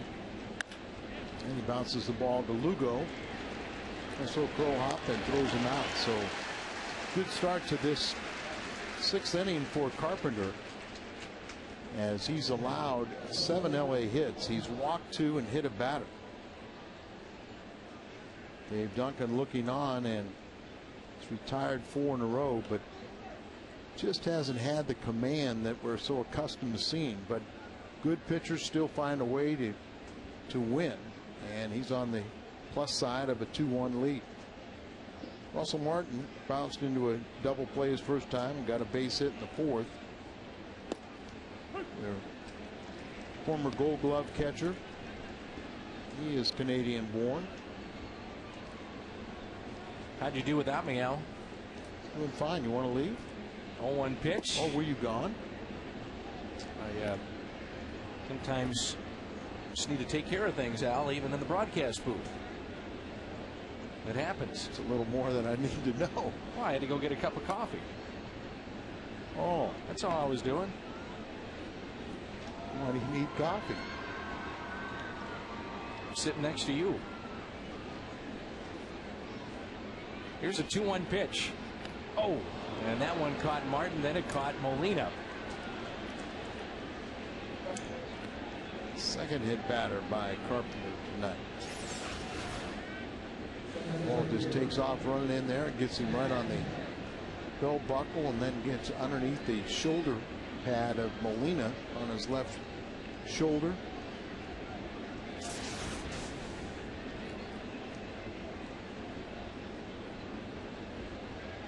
See the first 75 pitches, and then after that gets even better. 143 average, 1 home run allowed, and that pitch misses. 85 now on the night for Carpenter. The Cardinals lead it 2-1. Kemp for an 8th place hitter.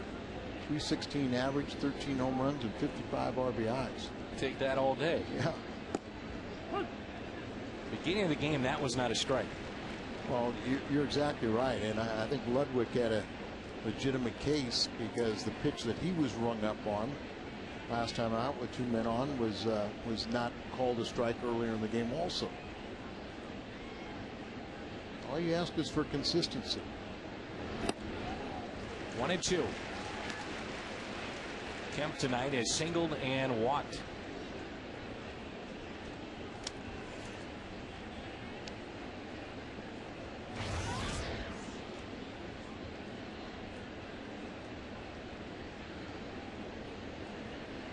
Coffee looks like the muddy Mississippi. And a swing and a miss. Strikeout of Kemp. Second strikeout tonight for Carpenter, midway through 6.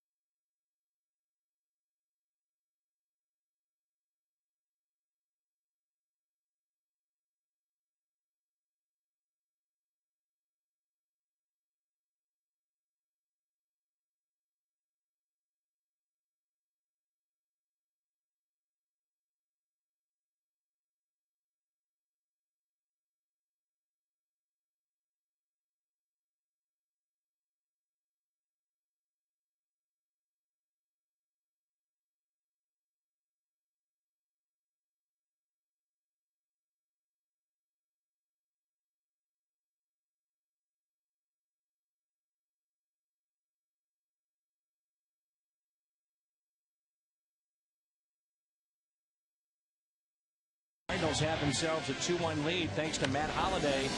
Just a rocket to center field. They got it over the head of Matt Kemp. Runner came in to score, and Julio Lugo with an infield base hit and an RBI to score. Rick Ankiel and Ryan Ludwig, a couple of very nice plays in right field, back to back. And the Cardinals have turned 3 double plays. 2 of them started by Brendan Ryan. And away we go here for the bottom of the 6th as Molina fouls it back.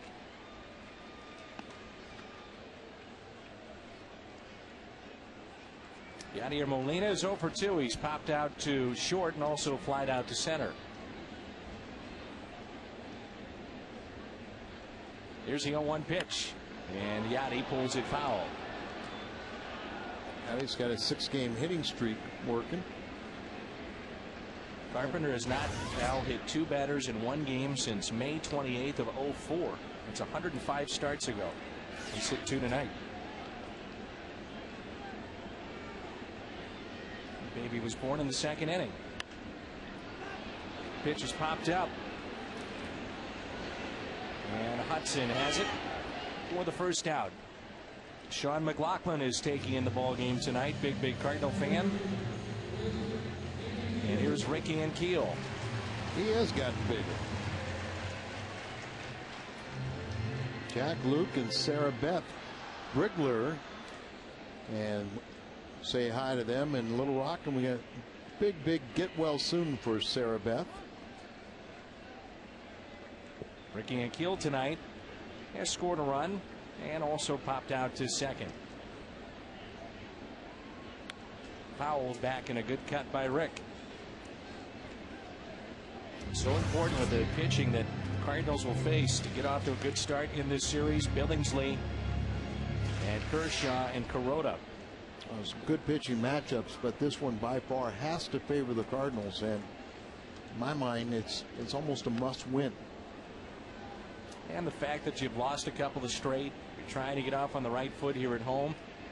And really, you look at the Cardinals' schedule in August and September, this team at times should be fresh with all the off days they have coming up.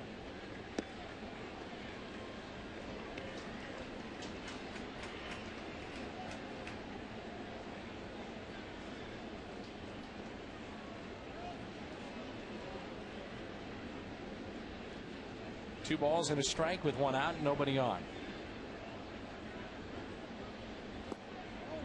And Ankiel didn't chase. 3-1.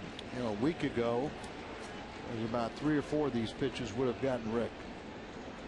That one he would have not been able to hold up on. Ball inside this way, chase some pitches. Popped up. Long way to go for Furcal, calling for it and makes the catch in foul territory. Great catch by Rafael Furcal. With Furcal knowing that Manny Ramirez is out there in left field, he could be really aggressive with a lot of these plays. You saw him check the warning track as he right before, then he realized that he had a little room. He could reach out there still with that very dangerous low wall. You know, you're not under control. You fly 3 or 4 rows back into the seats, but Furcal with his great speed and also has the best angle coming from the shortstop angle. You know, he makes a nice play. 2-hit night for Brendan Ryan. Chris Carpenter on deck.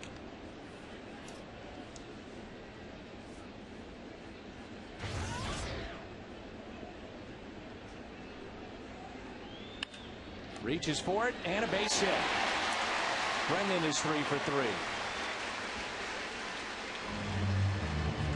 St. Louis Cardinals, the Missouri Department of Health and Senior Services, and Fox Sports Midwest have joined together to encourage young people not to smoke. Because once you start, it's hard to stop. Strike out tobacco so we can all breathe easier. Call the Missouri Tobacco Quit line at 1-800-QUIT-NOW. Little unbalanced attack by the Cardinals. They have 6 hits, but 4 of them, 1 from your 7th place hitter and then 3 from Brendan Ryan, your 8th place hitter. And Carpenter pulls it foul for strike 1. 2 RBIs, 1 by Holiday back in the 1st inning. give the Cardinals the 1-0 lead, and then Julio Lugo got an RBI in the second inning. Count for all the Cardinals scoring. A 1 pitch. Carpenter off a Wolf, and no play. If Blake fields it cleanly with the bare hand, he probably would have gotten Carpenter, but it's a base hit for Chris. And now a chance for Julio Lugo. Little breaking ball, little tapper back out there. It looked like he missed his glove, may have kicked it with his toe. And there's what you're talking about. Casey Blake comes up cleanly with that ball. He throws out Carpenter easily. So just like in the second inning, Julio Lugo comes up with a couple men on base. And Rick Honeycutt, Dodger pitching coach and former Cardinal, will come out and talk to Randy Wolf, his activity in the bullpen. Guillermo Montes throwing. Right-hander and a hard thrower. Well, he started with the Dodgers, back with them. In Florida for a while, in Milwaukee, and now with the Dodgers. In-game box score, let's take a look. Pujols 0 for 2, along with Ludwig 0 for 3. Molina hitless, but everybody else has gotten in the act for the Cardinals. DeRosa 0 for 2, but he does have the run scored as he was hit by a pitch. See all that bunched up at the bottom. And hopefully Lugo can duplicate or more what he did back in the second.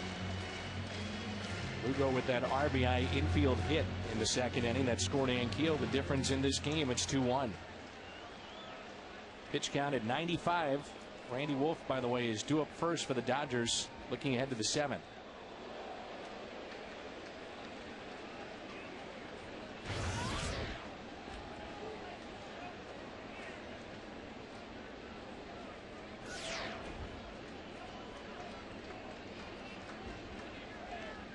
Lugo, 529 average, 1 home run, 3 RBIs. He's been a shot in the arm.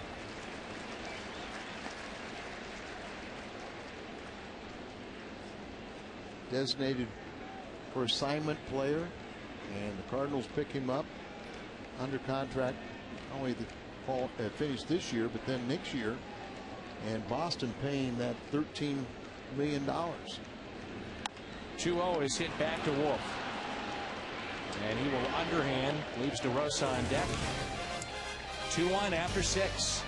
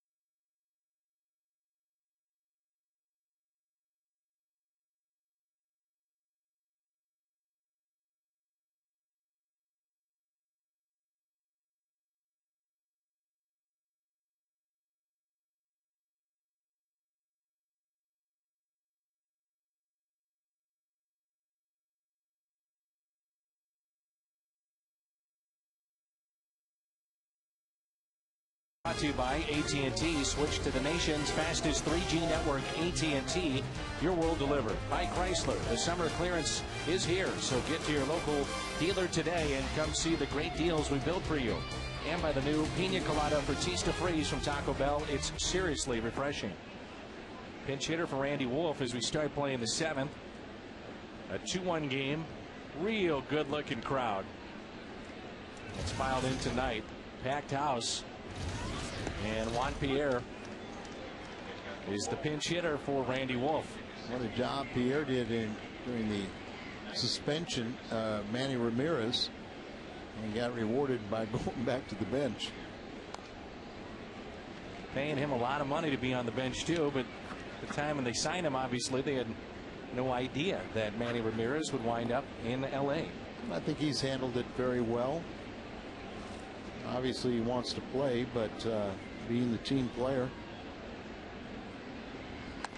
And a ground ball that handcuffs Pujols a bit. Carpenter to the bag, and they got him. So the first man retired.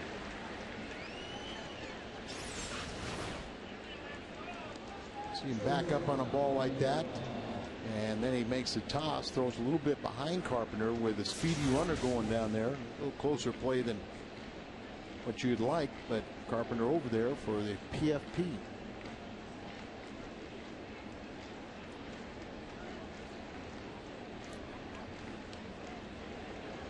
Top of the lineup in for Cowell. You can see where these two guys, 1-2 in the lineup if you had Pierre and Furcal, could cause problems. DeRosa, no play. And that's why, because of their good speed. Yeah, just swinging bunt, and then DeRosa dives for it, smothers it, but then had a little trouble trying to find the handle on it. Comes up here, and then when he reached in there to try and get the throw, he just didn't have a good grip on it, and instead of throwing it away, he does the right thing and just put it in his pocket.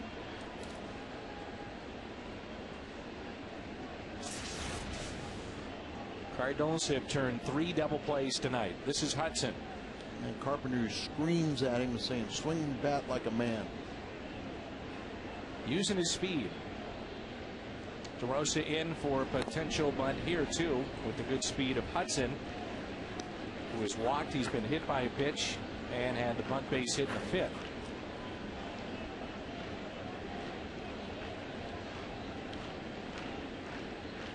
Andrew and Linda Gurney are with us tonight, watching Cardinal baseball. This sold-out crowd.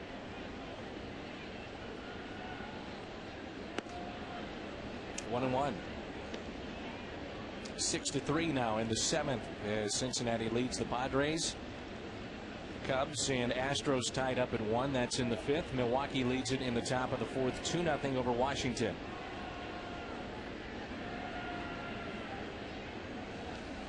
Manny Ramirez on deck. He's come up with a few opportunities tonight to do some damage. Put a runner on every time he's been at the plate. Slid into 2 double plays and stranded a runner as he grounded back to Carpenter. And a 1-1 pitch. Ground ball. Pujols to second, out there. Back to first. The 4th double play turned by the Cardinals tonight. And it leaves Manny Ramirez on deck with nobody on. Started by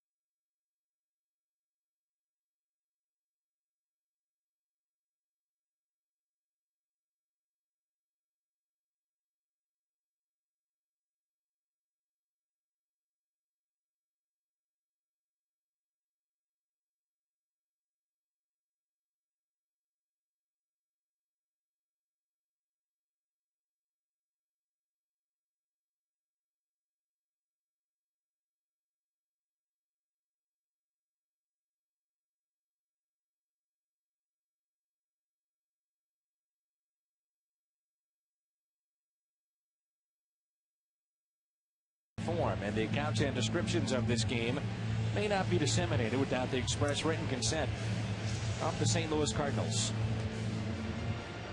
Along with Al Rabowski, I'm Dan McLaughlin. We're at Busch Stadium in St. Louis. And a new pitcher, the right-hander James McDonald, took the loss yesterday and has a 2.50 ERA and 16 relief appearances. And this is our Chevy call to the bullpen. And Mark DeRosa greets him with a long fly ball. Left center field. To the wall. Out of here. 3-1 Cardinals. DeRosa goes deep. His 5th home run of the season.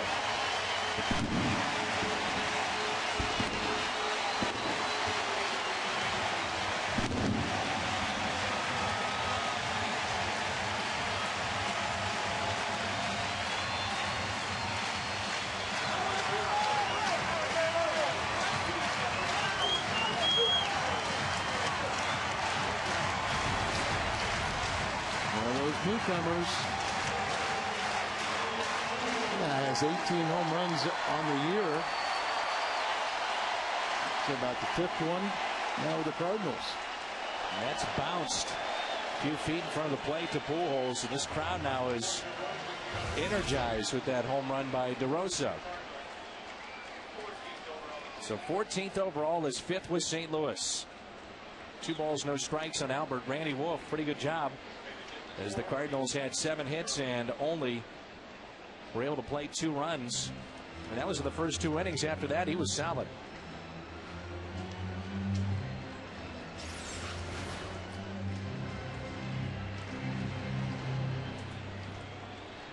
Just drives it out there, and Kemp runs out of real estate.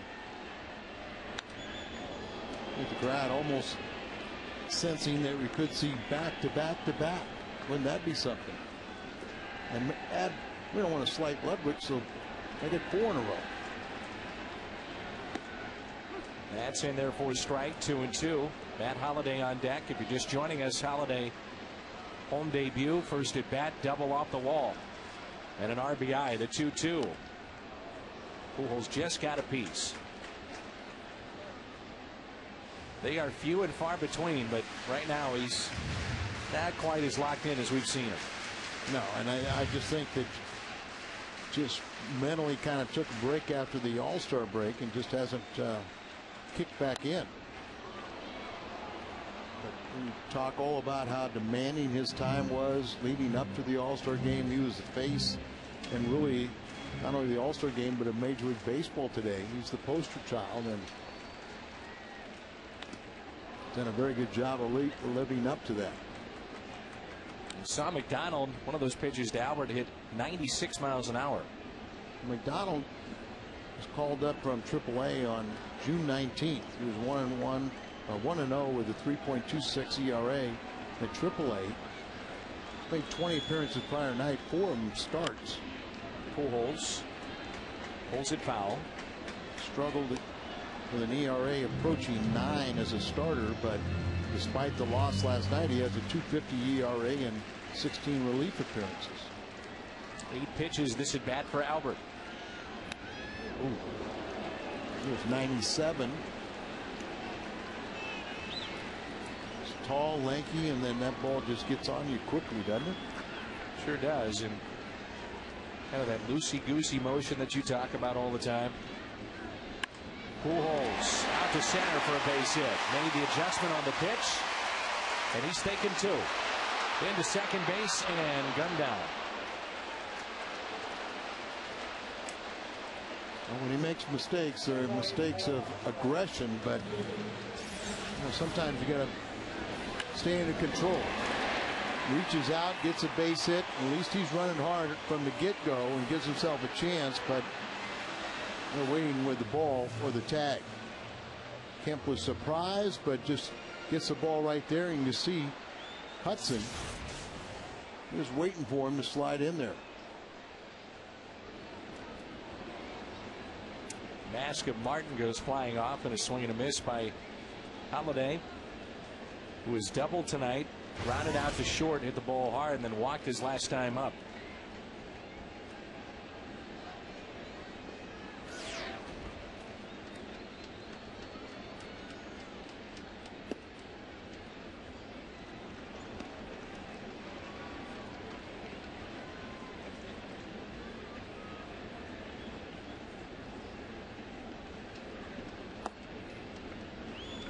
2-1.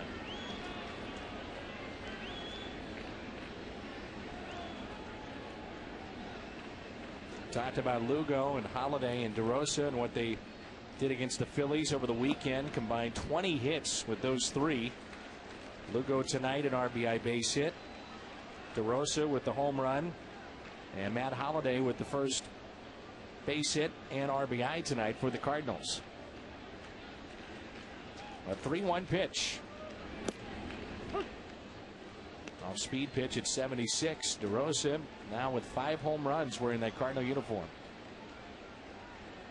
Measured at 408 feet. The 3-2 pitch. Donald is 6'5", 195.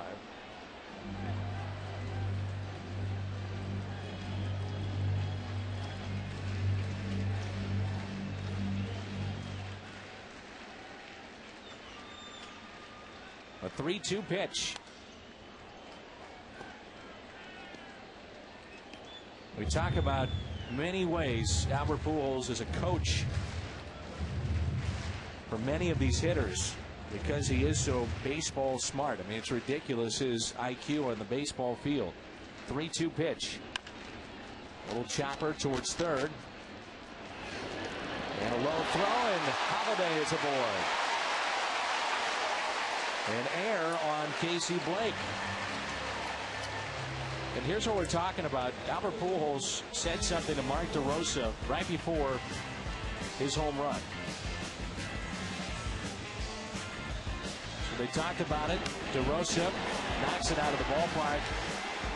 See if you can read the lips. I'd say maybe he said slider. Told you so, I believe is what Pujols said, and DeRosa hit the home run. That's good stuff. And he looked like right there he's going, I don't believe it. And he told me what to look for. I get it, and I hit a home run, and I still don't believe it. I talked to Ludwig the other day, Al, about how he has been pitched this year. Much differently, but he feels that he is starting to make those adjustments, though. And it began right around the All-Star break of almost thinking along with the pitcher and have a better understanding of how he's being pitched. The fact is, too, he's playing every day. That helps as well. Well, and he might have snuck up on a few people last year, but no one else. When you hit 37 home runs, you win Silver Slugger Award. People know who you are. And really got off to a good start. Then he had cooled off a little bit, then had the hamstring injury. Ludwig didn't get it all the way. In front of the track, the catch made. Holiday is back to first. Brings in Molina, who is hitless tonight.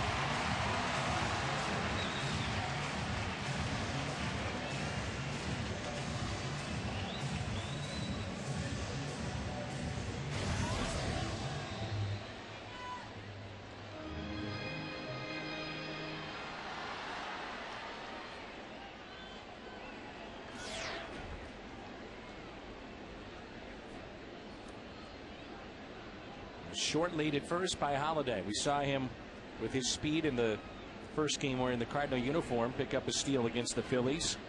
Eventually led to a run scored.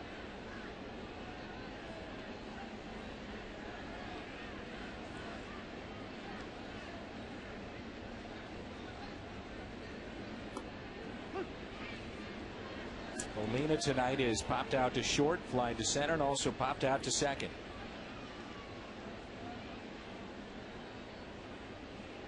Usually when somebody is 6'5" like McDonald, they're slow to the plate.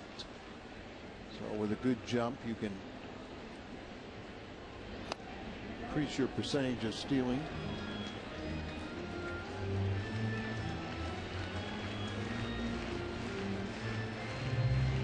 A very good defensive player behind the plate. And Russell Martin, not a very big lead by Holiday over there at first base. Edges out a little bit further this time. 1 ball, 1 strike. Cardinals have turned 4 double plays tonight. They've got an RBI from Holiday, Lugo, and DeRosa. They lead it 3-1.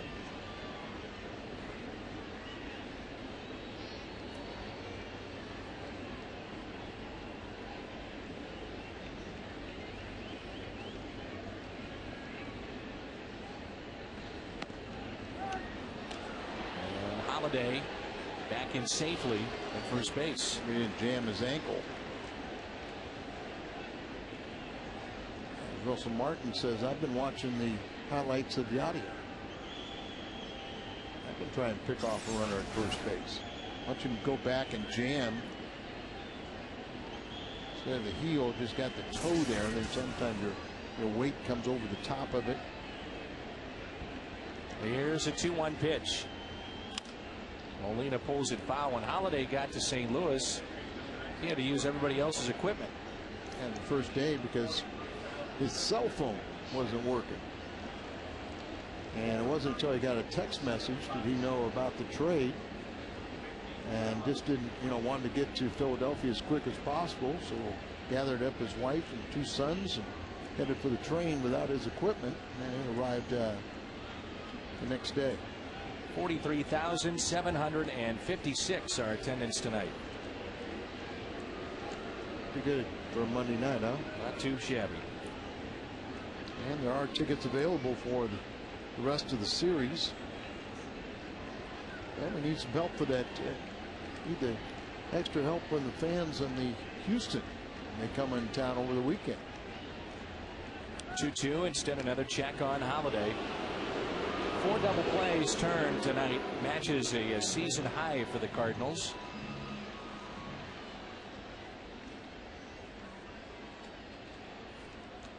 Look at the middle infielders just kicking at the dirt. Gloves off. A lot of times those are called from the bench now. Those throws over, step offs. Out of play.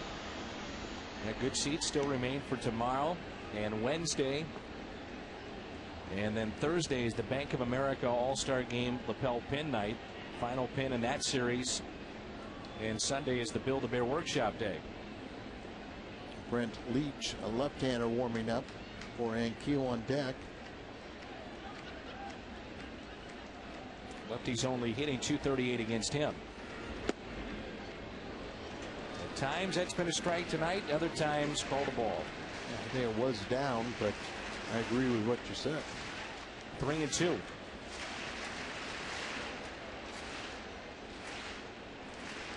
Old buddy Jeff Weaver is in down in that bullpen for the Dodgers.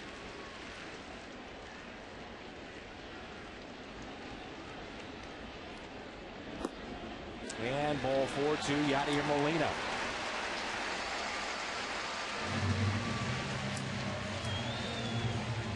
So big, the Cardinals turned a double play 3-6-3 to leave Ramirez on deck. And then the next batter in there is Mark DeRosa, and he hits a home run. As Joe Torre has seen enough, he's going to go with the lefty. And Brent Leach will come into the ball game. This is our Chevy call to the pen. Ricky Ankiel coming up.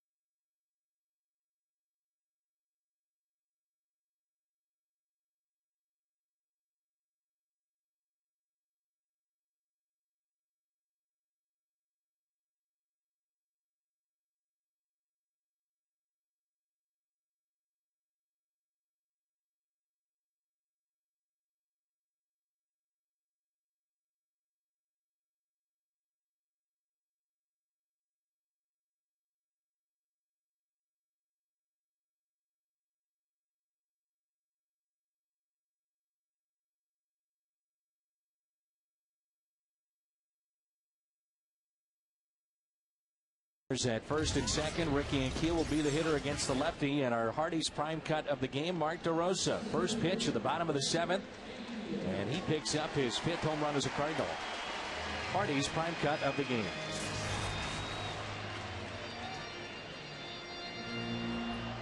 Brand leads a 26-year-old. He will come into this ball game. His 37th appearance. He's 1-2, 4 holds, ERA just under 4. Bonus batting 191. Mentioned that lefties are batting 238, but righties are hitting just 100 against him. So 2 on. Here's Ricky Ankiel. Ankiel tonight with a base hit, a run scored, and a couple of pop-outs. Fastball and a strike.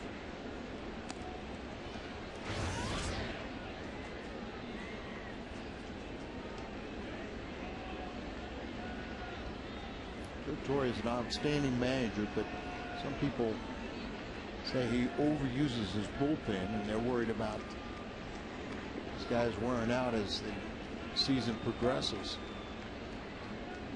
Mota is warming up again. Cardinal bullpen. You know, Al, that was really one of the knocks of him even in New York, too. May have done that a little too much. But he was so good at so many other things. He got it, you know, I guess at the end, Rivera survived. Yeah, you think about Joe Torre in New York and dealing with the media and George Steinbrenner. I think that was Joe's greatest strength. Is, you know, he was a terrific player. He was a man's man, but his ability to. Ankiel, base hit in the right. Holiday being waved in. Holiday will score. And the Cardinals lead it 4-1 as Rick Ankiel comes through.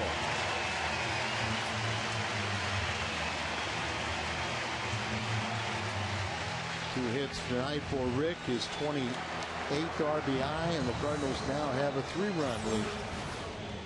As breaking ball doesn't get all the way out there, as he goes out there and hooks it. It stayed up a little bit, hit the line drive out to right. A little further advancement as Ethier had a little trouble finding the handle, but with Molina running, they had already held him up at second base. So Matt Holliday with a double, an RBI, a walk, and a run scored here tonight. And the air comes back to haunt Joe Torre and the Dodgers. Brendan Ryan 3 for 3, trying to make it a 4-hit night next.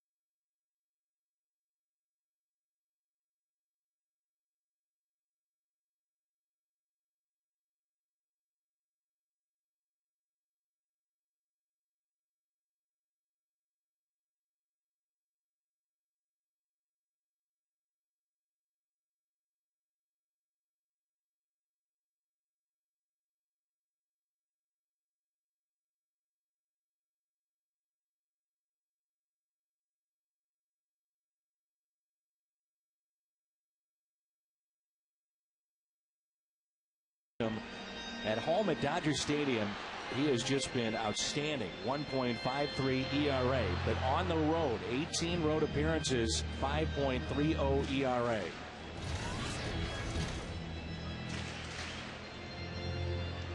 And so the hitter will be Brendan Ryan, trying to make it a 4-hit night.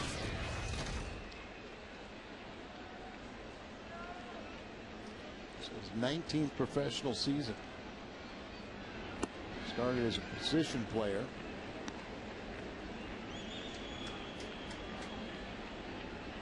Converted him to pitching, and he's at times has been really, really good. And here comes a 1-0 pitch to Brendan Ryan. Ryan, base hit into right center field. It's a 4-hit night for the Cardinals shortstop. 1 run is in. Here comes another. No throw to the plate. What a night for the Cardinals shortstop, Brendan Ryan. 4 for 4, and he drives in 2.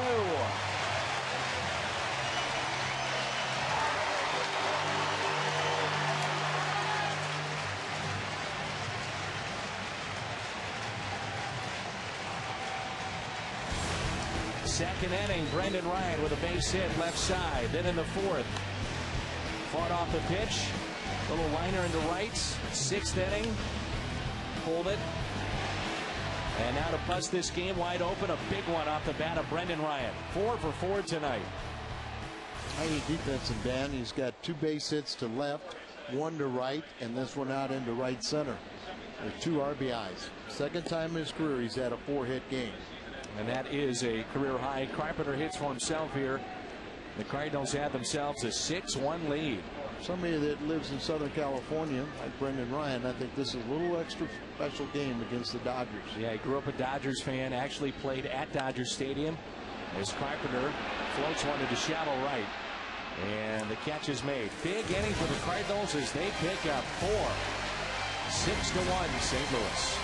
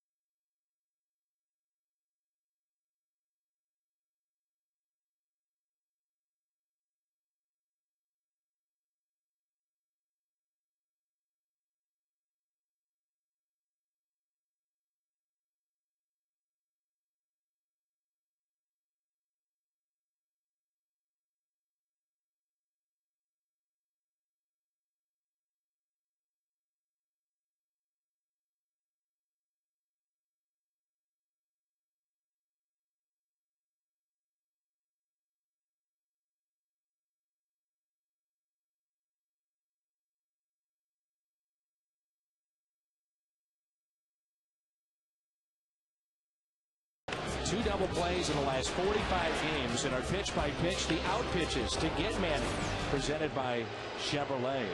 See, all 3 times they tried to work him on the inside part of the plate, jam him, and good results. You see the double plays coming into tonight, 9 and tonight 4. Turned by the Cardinals behind Carpenter. So Manny Ramirez, first pitch taken for a ball. I have an assignment for you, Al. Yes, sir.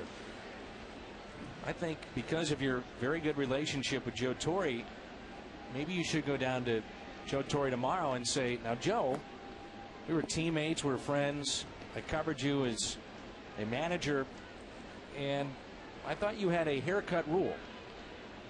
That was last year. Where does that apply for Manny Ramirez in 09? Because that hair is long. Well, that was last year. And it's such a marketing tool. Ramirez smokes one to the left center. And Manny Ramirez has himself a leadoff double. The Cardinals do have activity, by the way, in the bullpen, and here's some boos from Manny. McClellan and Trevor Miller in the bullpen behind Carpenter. But I mean, the marketing angle, if any of all people would understand that, Dan, it's you. I don't mind it. I just thought he had a rule. Well, he did last year. Okay. And remember, he said he was going to cut it, and he did cut it. Yeah, about a little bit, a quarter of an inch. But you look into the stands out at Chavez Ravine, and they all have the Manny wigs. Marketing tool, like you said. He made it stop through the minor leagues. They had to put those wigs in every minor league city that he played in. So 99 pitches tonight. And this will be a loud ovation, I'm sure, for Chris Carpenter. They're going to go with the lefty, and Carp is done.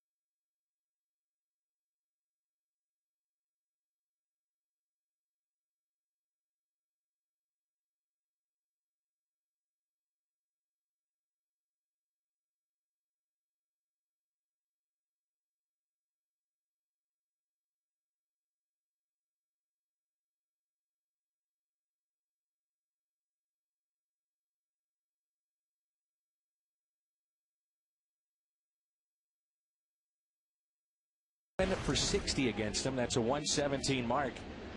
And he's in relief of Chris Carpenter. And he faces Andre Ethier. Ethier with a base hit tonight, 1 for 3.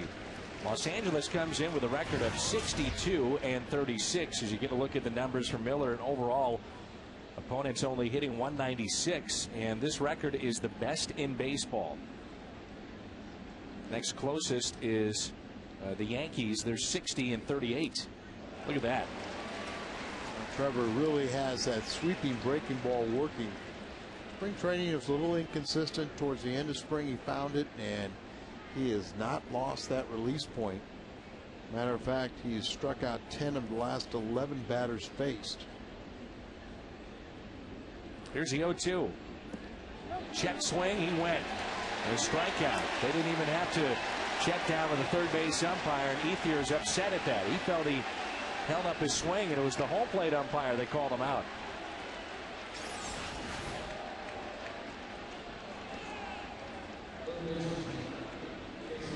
play, it always looks like you go too far, and I think in that case he did. Here's Casey Blake. Now, you touched upon this on the road trip, the fact that late in games, in tight situations, if a lefty comes up and the Cardinals have to go to the pen, right now it seems like the more reliable of the two, and they've both been very good. You can make a case it's Trevor Miller. I don't think there's any doubt in my mind. If you would go back and look at the last few outings from Reyes, you know, he's been giving up some hits, where Trevor Miller is more times than not is striking out the guy. 50% of the time, the last 22 batters have been strikeouts. Reyes leads the club in appearances. Lefties hitting .224 against him, and Trevor Miller right behind him. It's that foul. Good pitch. Got him to reach. 1 ball and 2 strikes. One of the biggest plays in the game, the error by Blake last inning. Opened up 3 unearned runs. 3 of the 4 the Cardinals picked up in the 7th. Leadoff double by Manny Ramirez. Ethier the strikeout. Now Blake.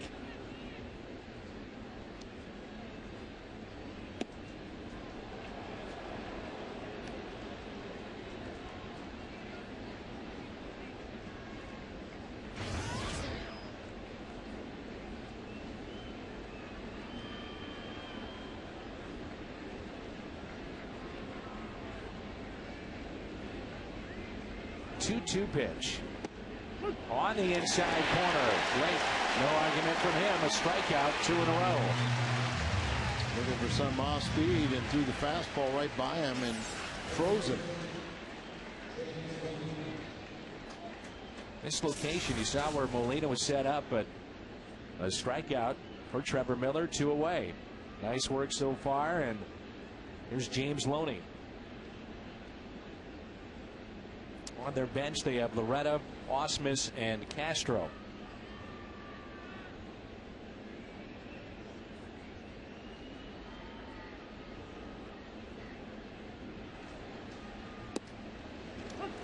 Brad Osmus playing for the Dodgers, and we were in Houston last week, and a lot of people around the Astros believe he is going to be a manager very quickly when he retires from his playing days.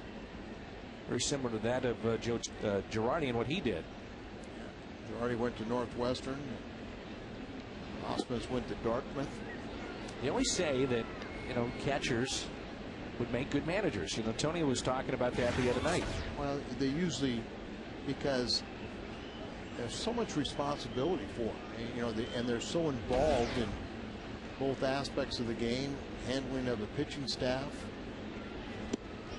You know, they're involved in a lot of the strategy gets relayed through them. And the other is a lot of catchers, and then there's a lot of bench players who make good managers. This exception are the guys like Joe Torre that were outstanding players. 2-1 pitch. And a gift for Trevor Miller. Pitched 2 career games for the Dodgers back in 2000. Gave up 6 earned runs in 2 1/3 when he was with LA. Year by year, contract by contract, 1-year deals for Trevor Miller as he's bounced around a little bit. And this is his 7th major league club. 2-2 pitch. He's been to Detroit multiple times, and I'm sure there's a few others like that. Well, he's a lefty and he can still get him out. And he has a heartbeat. That's why you say, hey, you're a young guy, left-handed. It's your pension. Here you go. It's mom and dad's pension.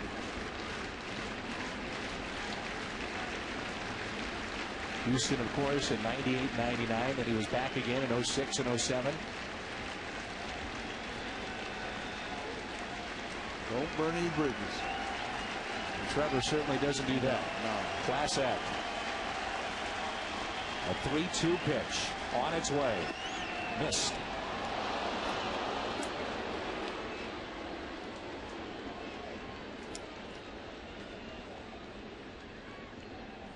Kyle McClellan chomping at the bit, come through the bullpen gate. And so Trevor Miller got a couple of strikeouts, and now McClellan coming in.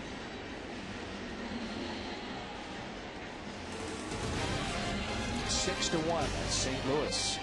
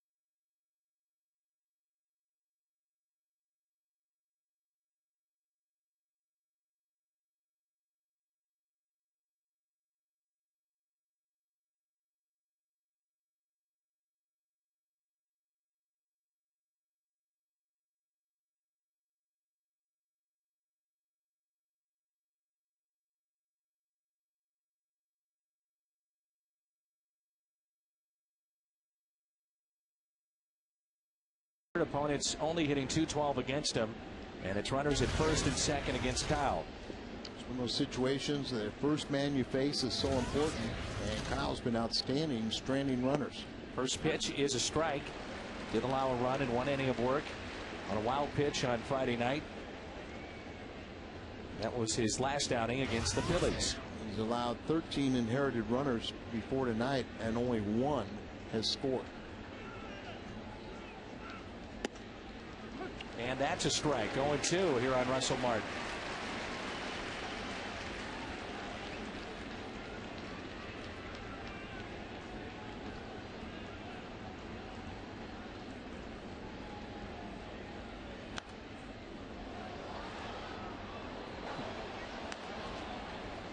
No balls, 2 strikes. Let's see if he wants to drop one of those breaking balls in there and put it in the dirt and see if Russell Martin would chase it here. There's the breaking ball, but it was up. The base hit into right. Throw by Ludwig. A strong one to the plate. How about Ludwig tonight? The glove work and that throw to the plate as Manny Ramirez stays put over at third. Takes a lot of pride in playing the game the right way, and here hustling in, all you got to do is come up firing quickly, and then it's a nice true hop right in there. But Larry Boa held Manny up. That helped that Manny was the runner. And the fact too that you have one swing of the bat, you're right back in the game. That's right. And Kyle McClellan probably kicking himself that he hung a breaking ball there. And so the Russo's going to the mound, and it looks like Ryan Franklin is warming up, and he'd love to atone for his last time.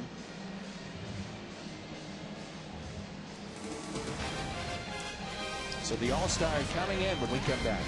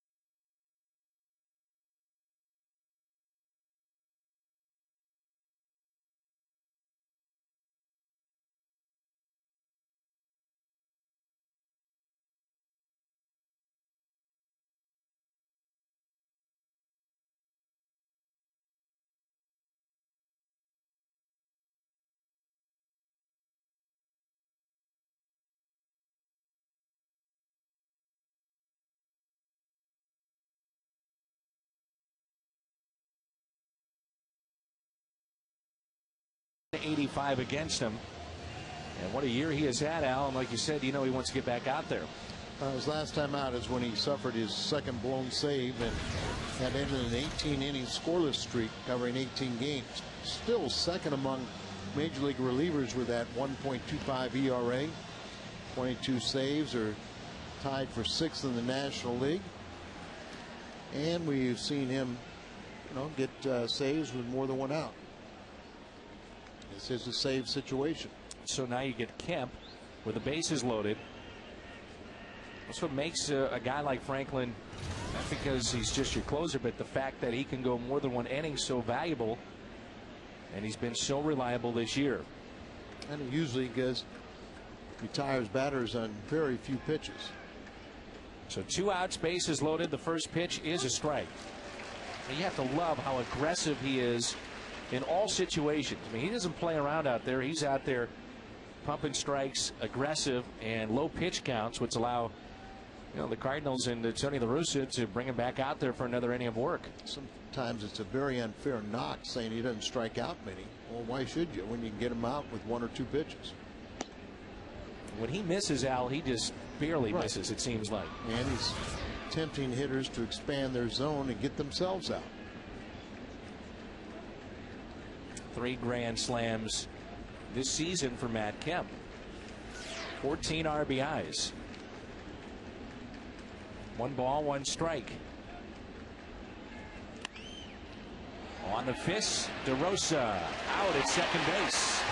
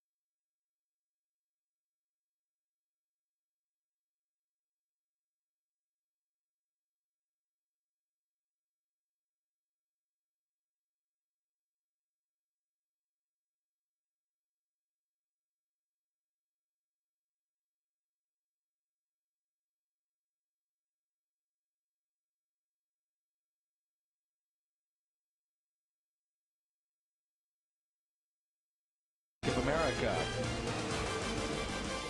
Gorgeous night, 6-1. St. Louis leads it here in the bottom of the 8th. And Julio Lugo will lead it off.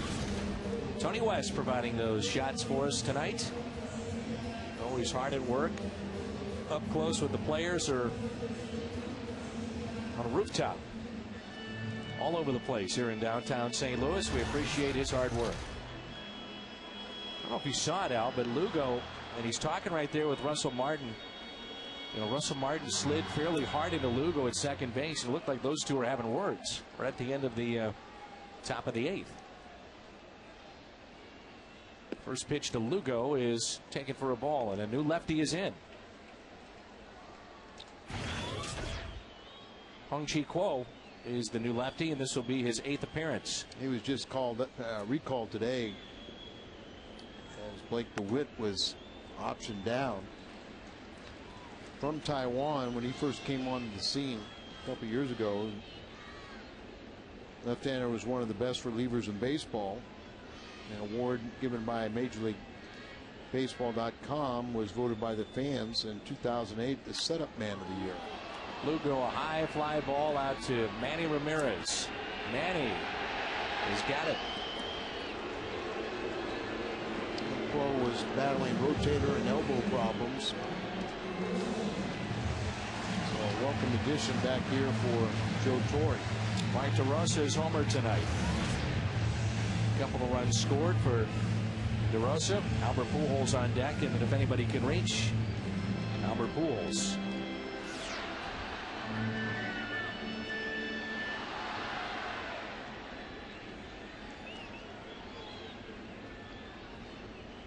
And that pitch is at the knees. Rosa had 13 home runs with Cleveland and now 5 more with the Cardinals. He had 21 all last season with the Cubs.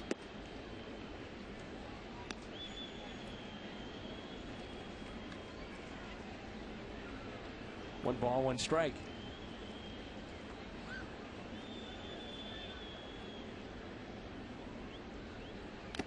And DeRosa, foul tip off the mask of the catcher Martin.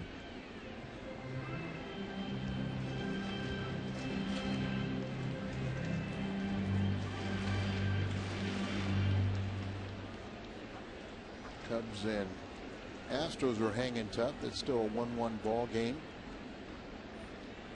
Washington has taken a lead 6-5 over Milwaukee.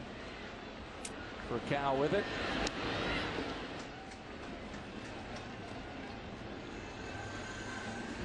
And it brings in Albert, who has a base hit tonight.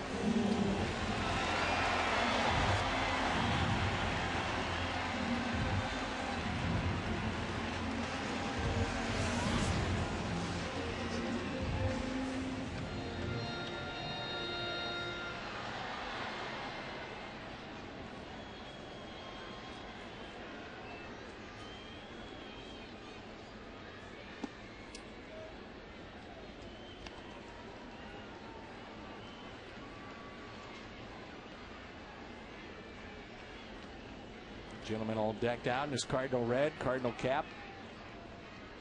1-0 pitch to Pujols. 1 ball, 1 strike.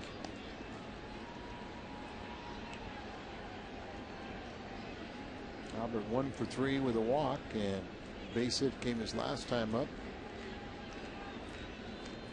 He can't start something big. Popped up left side. And the Cardinals are through in their half of the 8th, and it sends us to the 9th. 6-1 St. Louis.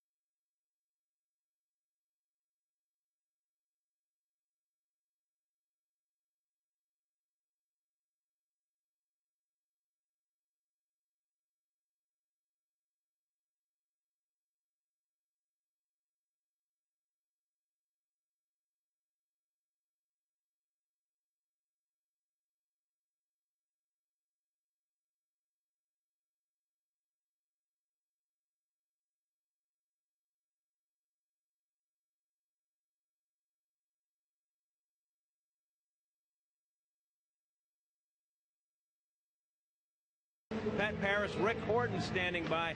Matt Holliday makes himself at home in St. Louis. Chris Carpenter's magical month continues. Plus, we'll get Tony's take on tonight's ball game. It's all coming up after the game. For now, we send it back to Dan and Al, and everybody loves a little Ryan Franklin beard. How about that?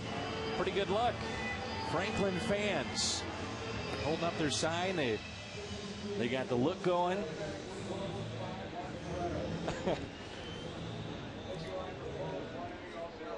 Starting to catch.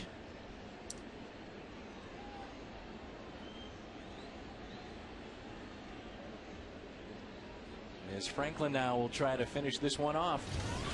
His pinch hitter Mark Loretta will pick up his 23rd save with a good outing here in the ninth.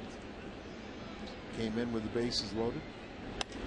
And the first pitch out to center field. One pitch, one out. Well, we love him. You know, he's very economical. He's got 2 outs now and 4 pitches.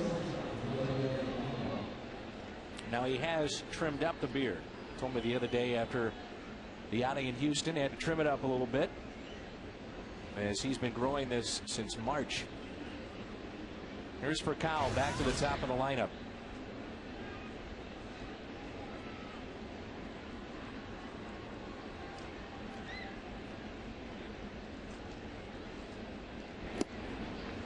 And a strike. No messing around here from Franklin. 5 pitches, 4 strikes.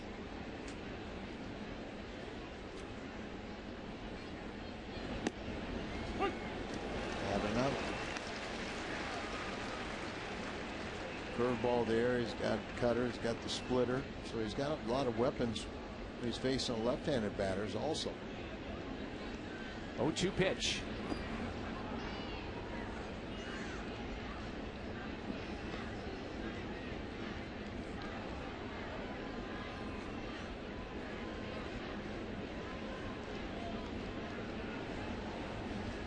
Brendan Ryan, quite a story tonight. 4 hits, a couple of RBIs, 4 for 4 to match his career high as far as hits in a game. Just a well-played game, by the Cardinals all the way around. 4 double plays turned by St. Louis. Nice plays in the outfield. Great starting pitching. Watch him reach out there, that swing, and then he catches him on the elbow. Shakes him, feeling back into it.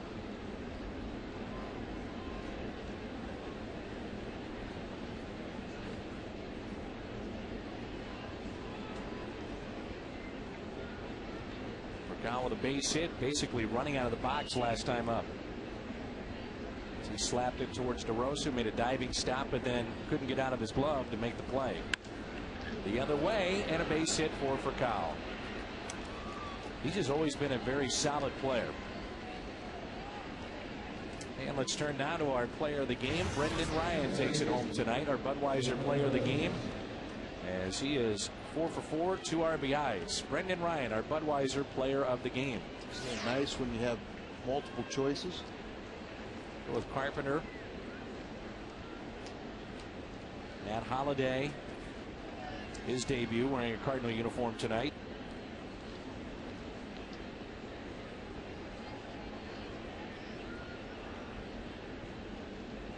Six to 1 St. Louis. Be appropriate to see this game end with a double play, wouldn't it? Hudson's already hit into 1, and 2 other times he was the base runner on a double play. He likes Franklin.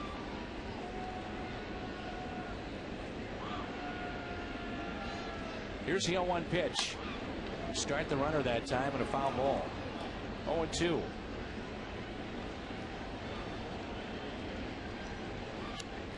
Already hit into 4 double plays. Ryan Franklin gets a lot of ground balls, so not a bad idea when you got a base stealer. Even though not a good ratio this year for Foucault. 5 steals and 9 attempts. I've seen him and they're playing way behind him. And the 0-2 pitch. Not running that time and fouled back. Why?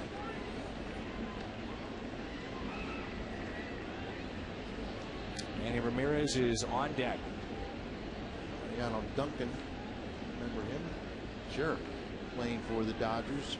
His first base coach.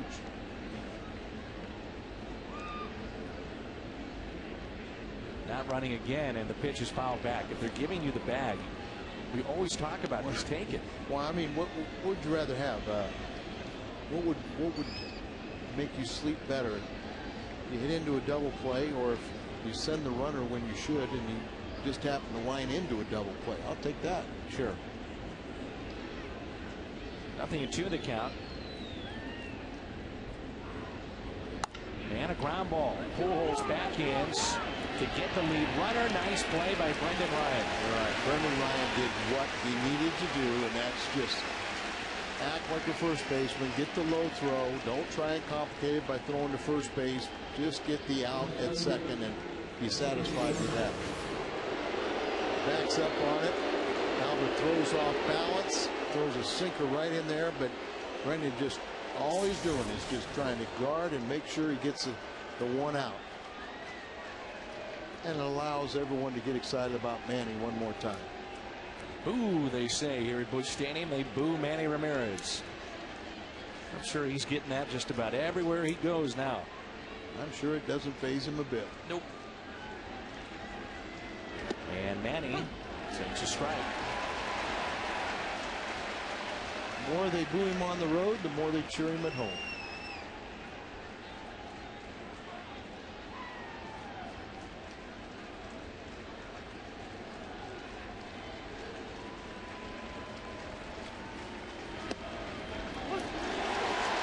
Can't grow a beard, Dan, but can you grow the dreadlocks?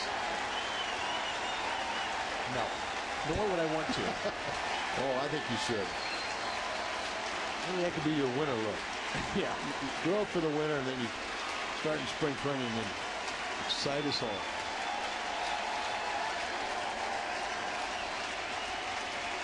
Oh, and 2 is the count on Manny Ramirez. These fans would love to see it end with a strikeout as Hudson takes second base. No steal on the play. The dirty helmet of Manny Ramirez.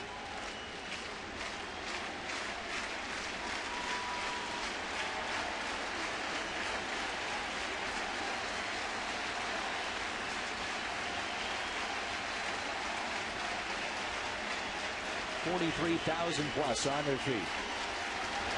Manny, a swing and a miss, and the Cardinals take the first game of this 4-game series 6-1. Dodgers hit into 4 double plays, and Ramirez strikes out to end the game. Big night for Brendan Ryan.